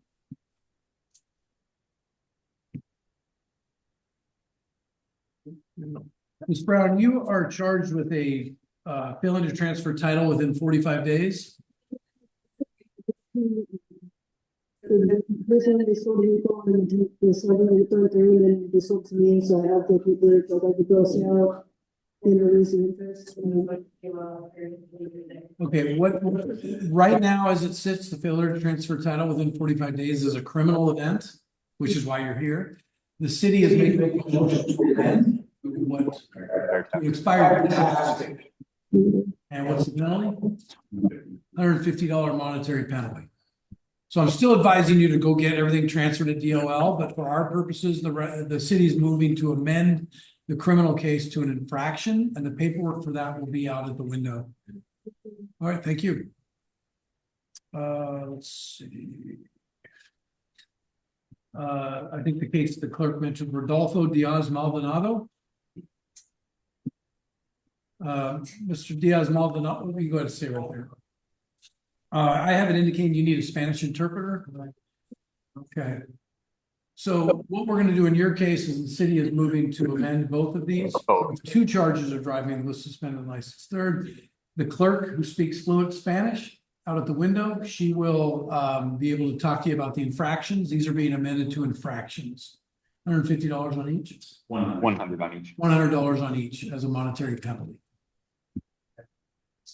And you're going to have to go talk to the clerk and she'll kind of give you your options. Okay, thank you.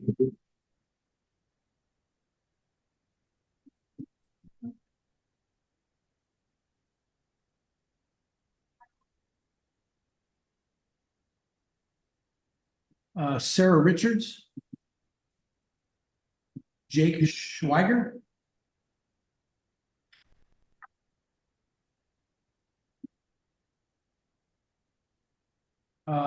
Kirsten Zacharias. Okay, all right, we have the attorney present. Sir, come on forward. Who are you here for? Okay, come on up.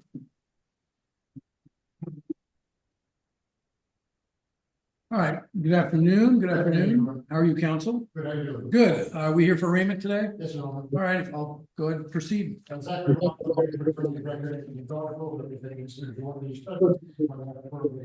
We don't keep the complaint, we waive formal reading, I advise human rights, and we get no question as well as the minimum and maximum penalty of the charge and the evidence we have no effective probable cause for the purpose of this hearing, and we ask you already to agree and not to. Thank you. All right, you are Sean Michael Jordan. All right, Mr. Jordan, based on statements of counsel, we're going to find probable cause for purposes of this hearing only. We're going to enter a plea of not guilty on your behalf, and now I'm going to turn to the city for conditions of release. Standard conditions, Your Honor, other than no contact with the alleged victim. Okay, any concerns about those conditions? First, I'm here. What those are? Yes, sir. Law-abiding behavior, make all your court hearings on time, stay in touch with your lawyer, no contact with whoever the alleged victim is here, and no criminal law violations. Standard conditions. Understood. Okay. All right. Okay, I'll sign an order to that effect. Just need to get a pretrial date. I'll give you a pretrial date here in just a second. Let's see, we can do December 18th or January 12th. December 18th or January 12th, if there's a preference.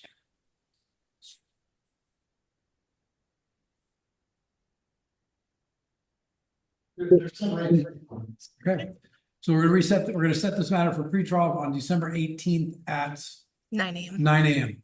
Thank you. Okay.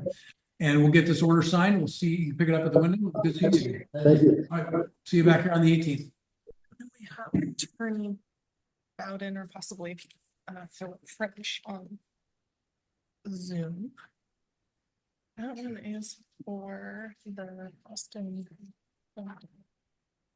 Donald Boston case, docket number 3.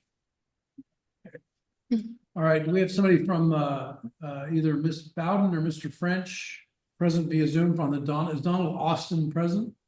Would you come forward, have a seat here, Mr. Austin? Council's present, See Your Honor. Mr. French, good afternoon, Mr. French. Good afternoon. We're Yes. here on Boston. Dates are Jordan. Okay, let me see. Hold on 1 second, Mr. French. We're gonna get a couple things going here. There we go. Earlier too, okay, good.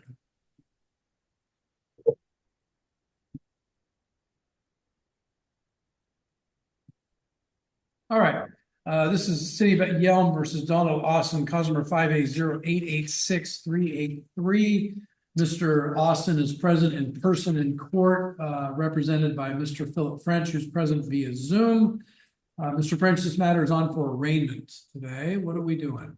Yes, Your Honor. First of all, I'm appearing on behalf of the attorney of record, Barbara Bowden, this morning with this afternoon with Mr. Austin. We have received a copy of the charging document. We'll waive formal reading of the charge, enter a plea of not guilty, and I can tell the court that I know Ms. Bowden has advised Mr.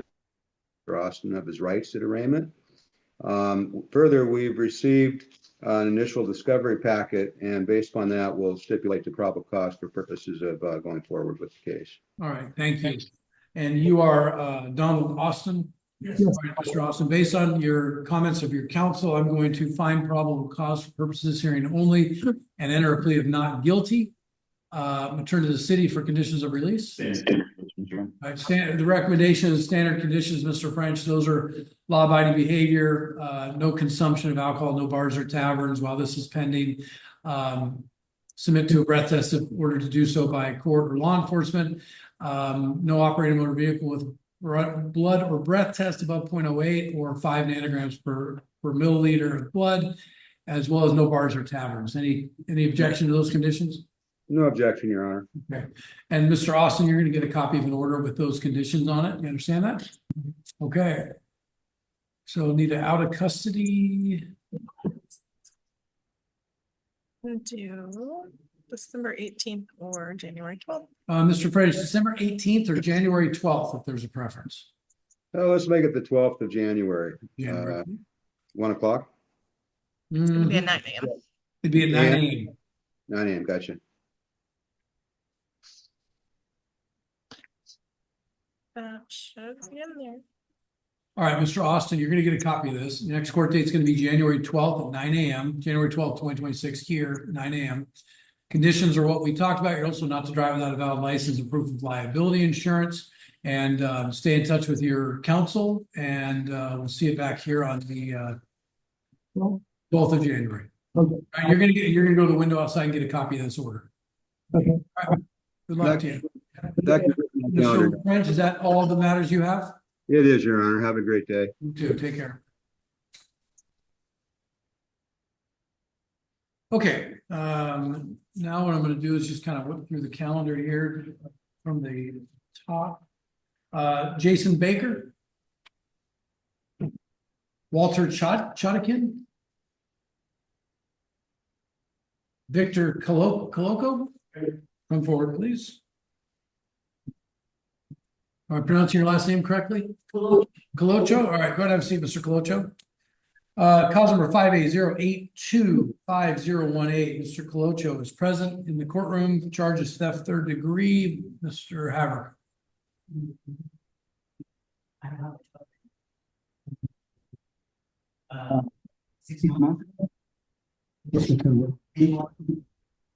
Yes, worked for 6 months, Your Honor. When he did work, he was a dishwasher. Okay. On any state assistance? No income at this time. All right, go ahead and appoint Mr. Haverco for this case based on Mr. Colocho's economic situation. So, Mr. Haverco. Stipulate the probable cause as support to enter not guilty plea.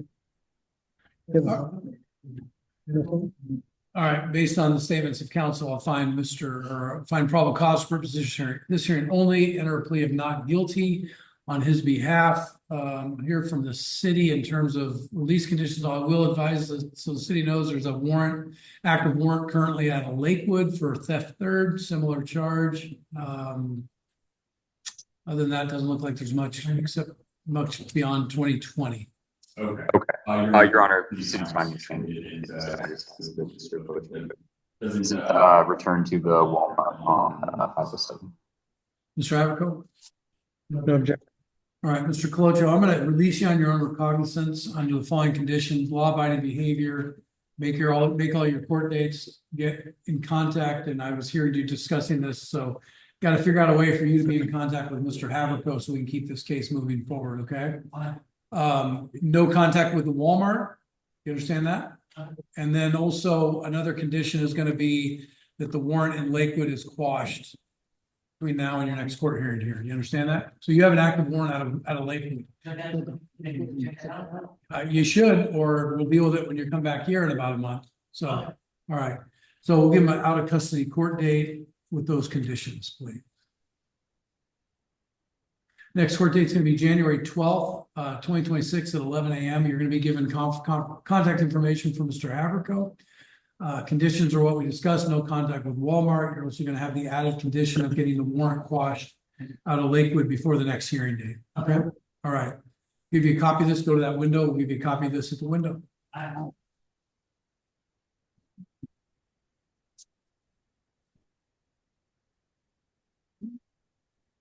Okay, Jesse Eubanks.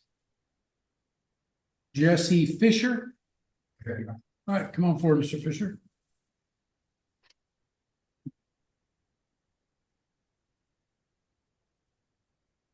Go and have a seat.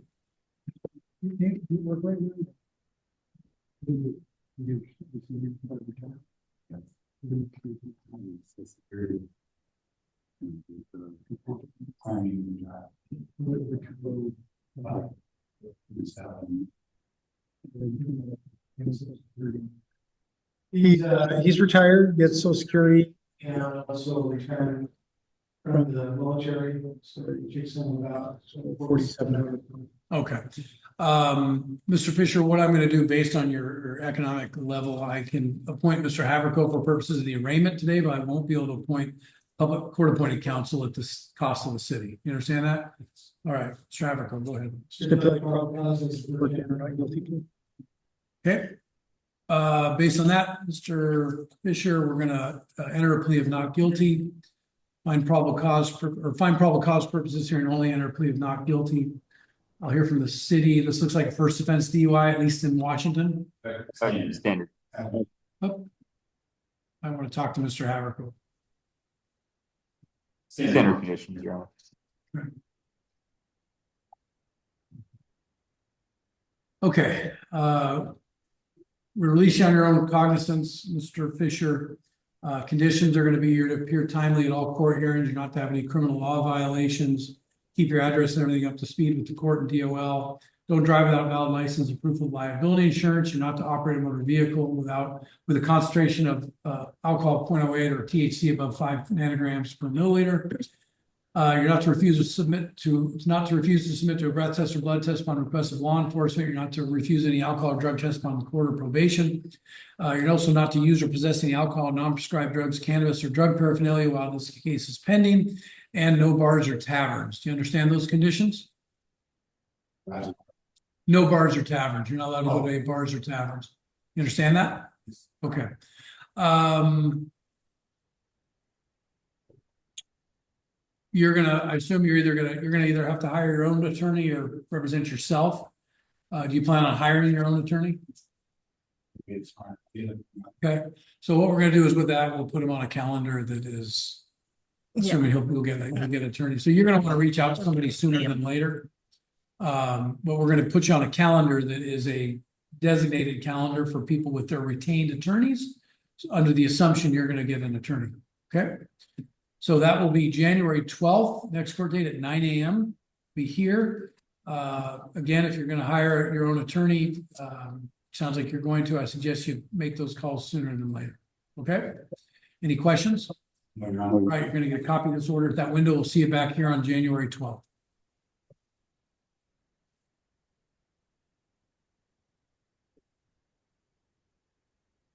Stephen Gibson. Bo Graham.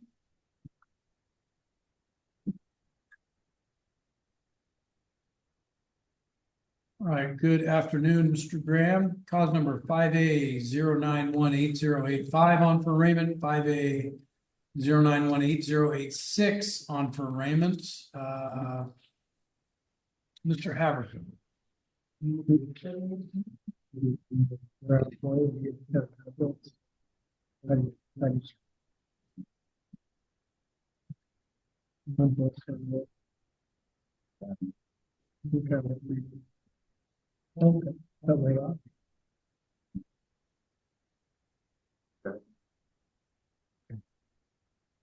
he was working up until about a month ago, but he lost his job because he couldn't make it there because of the problem with him driving. So he's currently unemployed right now. They just basically couch surfing. Say again? Couch surfing. Gotcha, okay. All right, based on assertions of counsel, I will go ahead and appoint Mr. Haverco as the attorney of record for this case. Mr. Haverco. Thank you, Your Honor. We stipulate probable cause on all matters. All right, I find probable cause for purposes here and only as to all, there's 4 counts. 5 counts actually, 4 counts under 085 and 1 count under 086. Enter pleas of not guilty as to all 5 counts, and I'll hear from the city in terms of conditions of release. Standard conditions, Your Honor. Okay. So Mr. Graham, I see you had a driving with suspended license. Got a couple in Yelm where you've gotten the benefit of the bargain in terms of the reduction, and in this case, because of the other charges, as well as your history, the city's not willing to make that concession. You have warrants out of Elma. Are you aware of that? and Olympia and Mason County District. Okay. Oh. 2 out of Mason County District, and 1 also out of Grays Harbor. And another out of Mason County. So, Mr. Graham, the issue you're running into is this. You've got a warrant on a DUI out of Mason County, which is from 2019. Unless you get these warrants cleared up, you're not gonna be able to get licensed. Okay? So 1 of 2 things is gonna happen. Either this court or one of these courts is gonna run out of patience with this and leave them no choice but to hold you on these kind of situations. And again, the system's not really excited about holding people on driving related issues, but now not only are you driving, but you're driving without ignition interlock, controlled substance possession, failing to transfer time. I mean, there's all these things that are kind of stacking up. So what I'm going to do is this: I'm going to release you on your own recognizance. If there's any new law violations, I'm going to revoke the conditions. Okay. We'll give them out of custody. Again, law-abiding behavior, no driving without license and insurance, standard conditions. You'll be given a copy of this. Give them a court date out of custody, please. Yes, that'll be January 12th at 11. All right, next court date is going to be January 12th, 2026 at 11 a.m. You'll be given contact information from Mr. Haverco. Stay in touch with him. And I think I want to see some progress on getting those warrants quashed. So you got to start getting out there somehow.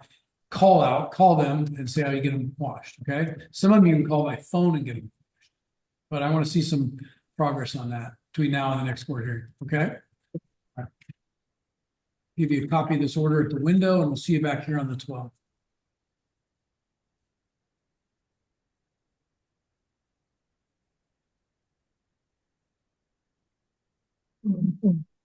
Kevin Jones, Caden Long, Samantha Martinez. What's your name? Last name?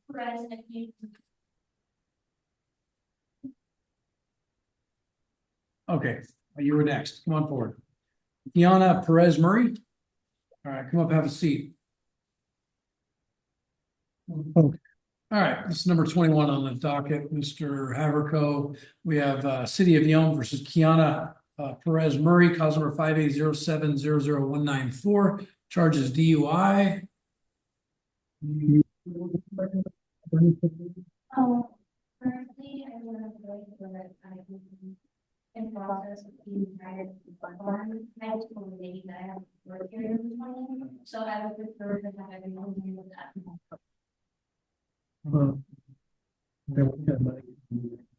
It's just kind of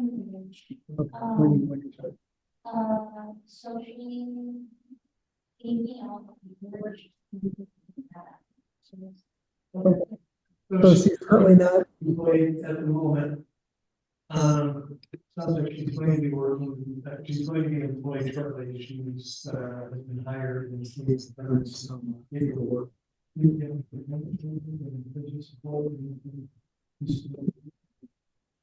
no dependents.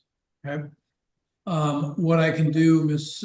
Perez Murray, is I can appoint Mr. Haverco at the public expense on this case, but I would have you contribute $200 to that cost.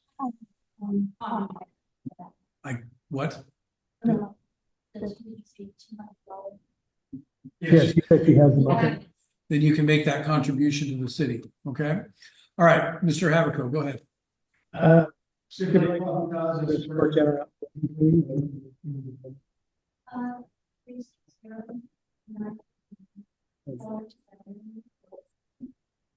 All right, Ms. Perez Murray, we're going to enter plea of not guilty to this charge. What's the conditions of release for the city? Standard conditions, yeah. Right. Standard conditions are make all your court hearings, no criminal law violations. Keep your address up to speed with us and the DOL. Don't drive without valid license and insurance. You're not to consume any alcohol. How old are you? I'm 20. Okay. Okay. You still not to consume any alcohol. You're not to drive with a blood alcohol level, blood point of weight, or THC level of 5 nanograms or higher. Obviously, no alcohol-related infractions. You're not to refuse to submit to a breath test from court or law enforcement personnel or probation or treatment folks. Also, not to possess any alcohol, non-prescribed drugs, cannabis, or drug paraphernalia, and you're not to go to any bars or taverns. You understand that? Okay. I'm going to give you an out of custody court date of January 12th, 2026 at 10 a.m. You'll be given information on how to contact Mr. Haverco. Don't wait till January 11th to do that. Do that sooner than later. He can walk you through what you need to do here. Okay. All right, Mr. Haverco, it seems like I covered everything. Yeah, I think so. Okay, sign this order. Ms. Perez Murray, good luck to you. See you back here in about an hour. Before you leave, just wait for 1 second. And what's your name in the back? What's your last name? Tipton? Okay. We need to have you sign. There you go. Sign it. Oh, yeah, just wait around for a bit and I'll chat with you. Thank you. It's working.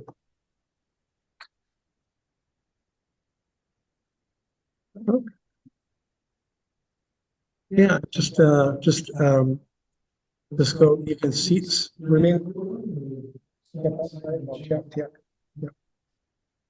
All right, we have Mr. Jason Tipton. Okay. All right. Good afternoon, Mr. Tipton, and you can be excused. Yeah, you go to the window, or unless, did Mr. Haverco, did you want Miss Perez Murray to stick around? Oh, she said she had a question. Okay, I'm sorry, have a seat. All right. Okay, you are Jason E. Tipton? Yeah. All right, Mr. Tipton, good afternoon. You are here for multiple matters.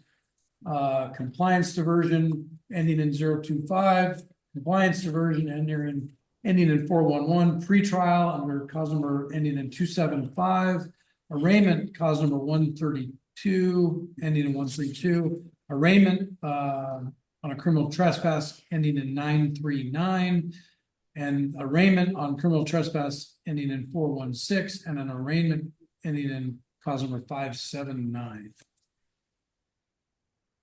Mr. Haverco. Let's see. So it looks like as to the pretrial matter, he had failed to appear on that. So this is the first appearance on the pretrial matter. So let's proceed with the lead matter on the assumption of first appointees is covered on his other matters. Yeah, the financial situation has not changed.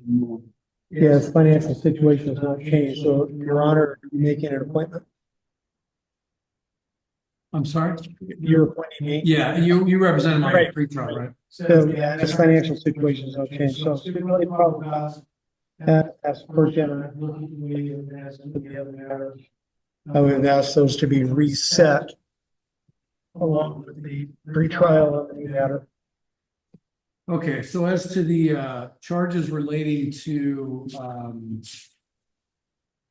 violation or they're on for arraignment, I'm going to find probable cause for purposes hearing only for those charges and enter a plea of not guilty as to one count of possession of a dangerous weapon. I guess is that the only one that's on? That's the only one. Okay. I'm sorry, I might have gone beyond that. So, all right, possession of dangerous weapons. So we have the other ones are compliance diversions and then the pretrial. So enter a plea of not guilty to that new charge. And then what are your thoughts, Mr. Haverco, on the other things? Well, I would just, again, it's his first appearance on the pretrial matter because he had failed to appear on the previous date. Right. So I would just ask those, the pretrial and the two compliance matters be reset all together to the pretrial date for the new matter. Do you have a phone number? Yeah.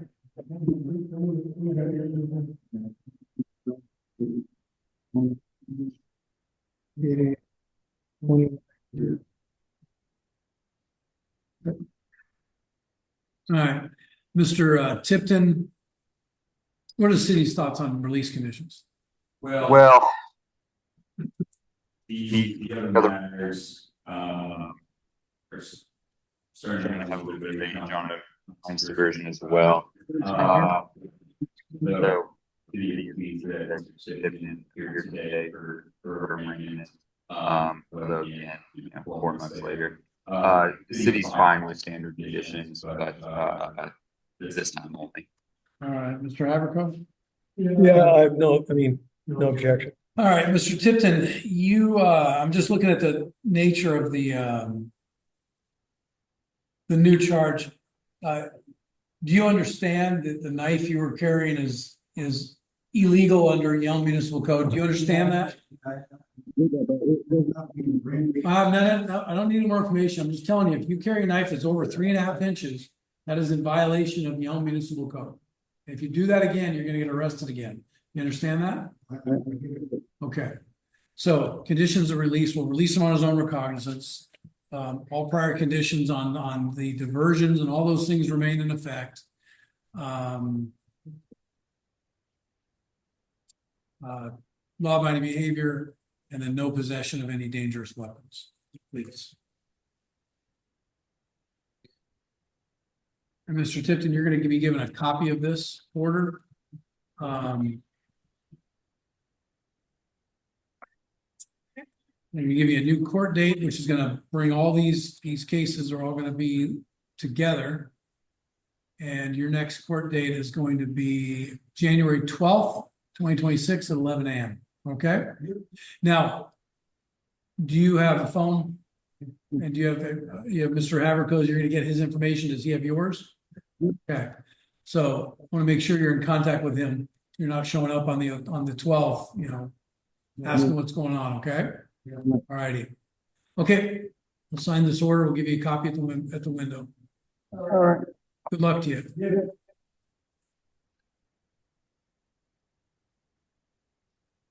Okay. We're dismissing. Proposed orders in there. What's that? Sounds like there's something in order.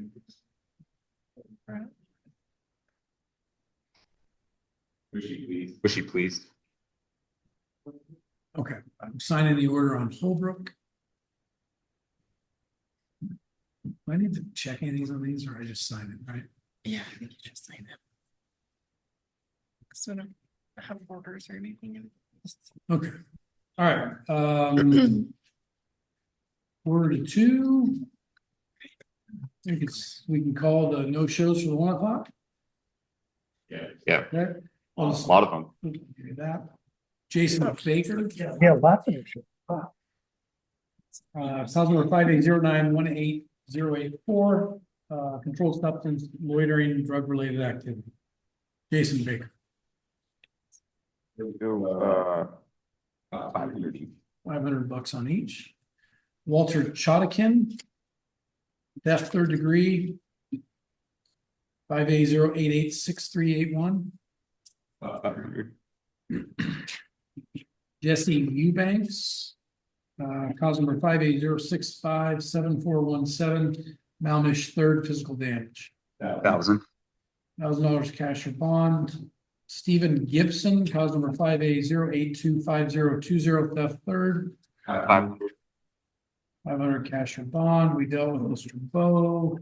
Kevin Jones, cause number 580886378, reckless burning 2nd degree. 2,500. 500 cash or bond. Caden Long, 580642781, theft 3rd degree, failed to appear at arraignment on 7/17 and 11/6. Bond is posted. Okay. Say again? No, we dealt with Bo. Wait. Didn't we? Yes. I'm sorry, we're talking about Caden Long.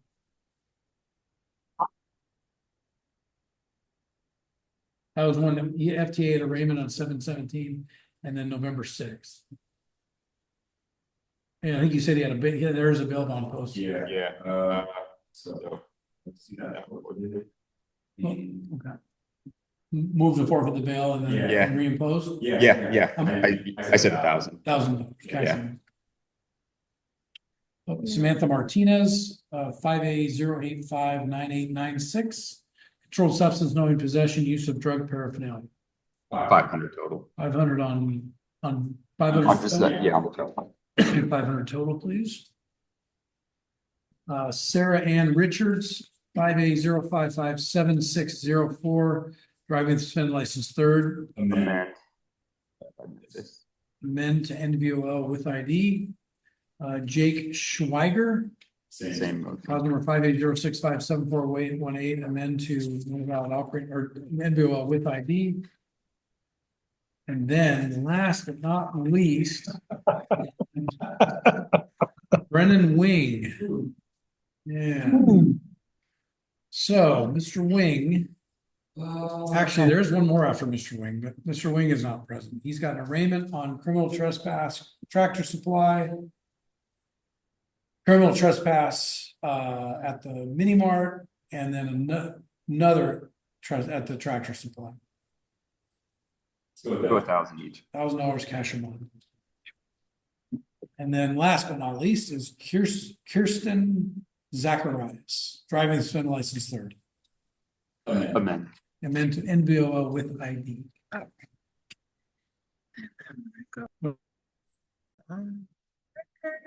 And I will pull up Mr. Ellington. Okay.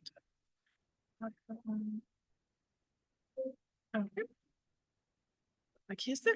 All right, are we back on? Yes, we All are. right, good afternoon, Mr. Ellington. How are you? Good, Your Honor. How are you? Good. You're here on the William McLeod matter? Yes, I am. 5A07283119. I do have preliminary motion when you're ready. Go ahead. Your Honor, I'm moving to suppress the evidence of speed. This is a moving radar case, which requires in the operator's manual and training manuals that there be a cross check to a certified speedometer to verify the veracity of the radar reading in the moving mode. There's no cross check referenced anywhere in the officer's report. All right, based on that, I'll grant your motion, moving to suppress. Yep, moving to dismiss based on insufficient evidence. All right, we'll go and grant, motion's granted. Thank you, Your Honor. Have a good day. You too. Bye. I need to sign orders on those. I don't I think so. was- They never ask for them. Okay, so I'm not gonna worry about it. No, Phil's it's in it. okay. Yeah. All right, Mr. Robbins, are you here for court? Are you back for court? One matter, Which one? What have you got? Hanson? Holly Hanson. Yes, sir. Okay, let me grab that. Holly Hanson, cause number 5A07283220, speeding. Mr. Robbins is present. On for contested hearing. Yes, Your Honor. Go ahead. Motion to suppress evidence of speed for lack of foundation. The officer says that he tested the unit internally and externally using the tuning forks. However, it doesn't say he did with the tuning forks, which is more involved than just internally and externally. Specifically, they need to be struck against a metal surface. So I'm not sure if the officer performed the proper foundation checks. All right, based on that, I'll grant your motion and dismiss infraction number 5A07283220. Thank you, Your Honor. Have a great afternoon. You too, take care of yourself. All right, you here for court? Come forward. What's your name? Cynthia Henry? All right, Miss Henry, you're here under cause number 5A0864563. Looks like it's a speeding, no valid operating license ticket. It looks like you're eligible for a deferral, which we can do that. What are the rules on our deferrals again? So typically a 4-month deferral, $100, no new violations, and sometimes when it's a moving, they have to do traffic school. Okay. That's up to you. So Ms. Henry, what we can do is if you want to take advantage of the deferral, you get one every 7 years, the way that works. And in Yelm, basically what you have to do is have no moving violations for 4 months, pay $100, and the matter is dismissed. Is that what you want to do? Okay, we'll let you do that, and then you'll go to the window up front and get that set up. Thank you for coming in.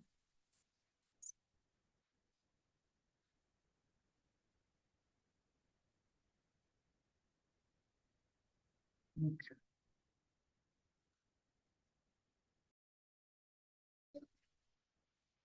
On record, and I'm getting the attorney pulled up. Maybe.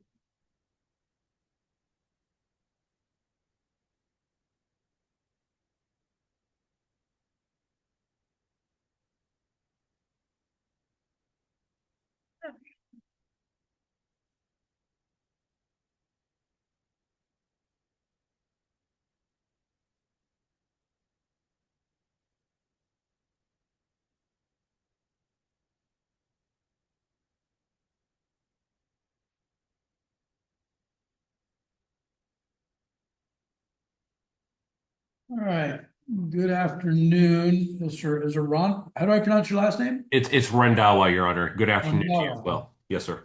Good afternoon. You're here on the contested hearing for Lovepreet Singh, cause number 580692751. That is correct, Your Honor. Thank you so much. All right, go ahead. Yes, and good afternoon again, Your Honor. I don't think we have met before, but if we have, I do apologize. My name is Vinny Rendawa, counsel for my client, Mr. Singh. I'm asking to waive his presence. And I do have some motions for the court, Your Honor, once you are ready. Yeah, go ahead. Thank you. My first objection, Your Honor, will pertain to the certification provided by the officer in this particular matter. I'm referring to RCW 5.50010 subsection 3E. The court is probably aware this is the admissibility statute, which lists the specific elements they must lay out for these documents to come in. This is an interesting one, Your Honor. There's two certifications essentially on the narrative. No objection to you taking a look, but as you will see, we have a certification which follows the narrative, and then there's the subsequent certification, which is the electronically generated one, I guess you could call it, on page 3 of 3. I have objections to both the certifications, Your Honor. The first certification, if I could just go in order, it doesn't comply with the rule. Just going down the list, the officer fails to indicate the full name. He just indicates N. Sorensen. It is a mandate to list the full name pursuant to the statute. Oddly enough, the badge number that he has listed on that one doesn't match the badge number that he has indicated in other places to further complicate things. Also, as you will see, there's no date or place of execution under the first block of the certification. Then when we look at the third page, he does it a little differently, but then he fails to indicate the agency and or department designation on that one.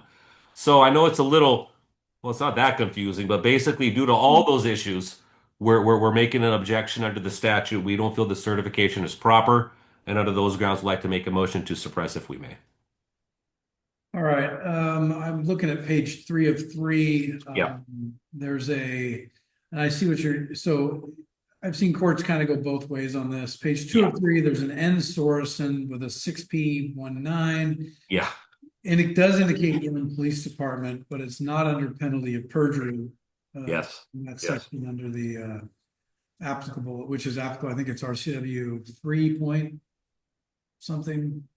Yeah, you know, you're right. I believe it's along those lines. Okay. All right, I'll grant the motion and go ahead and suppress the speed measuring device and dismiss.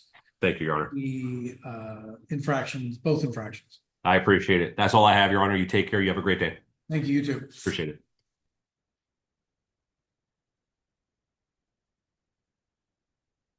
You know, these infractions.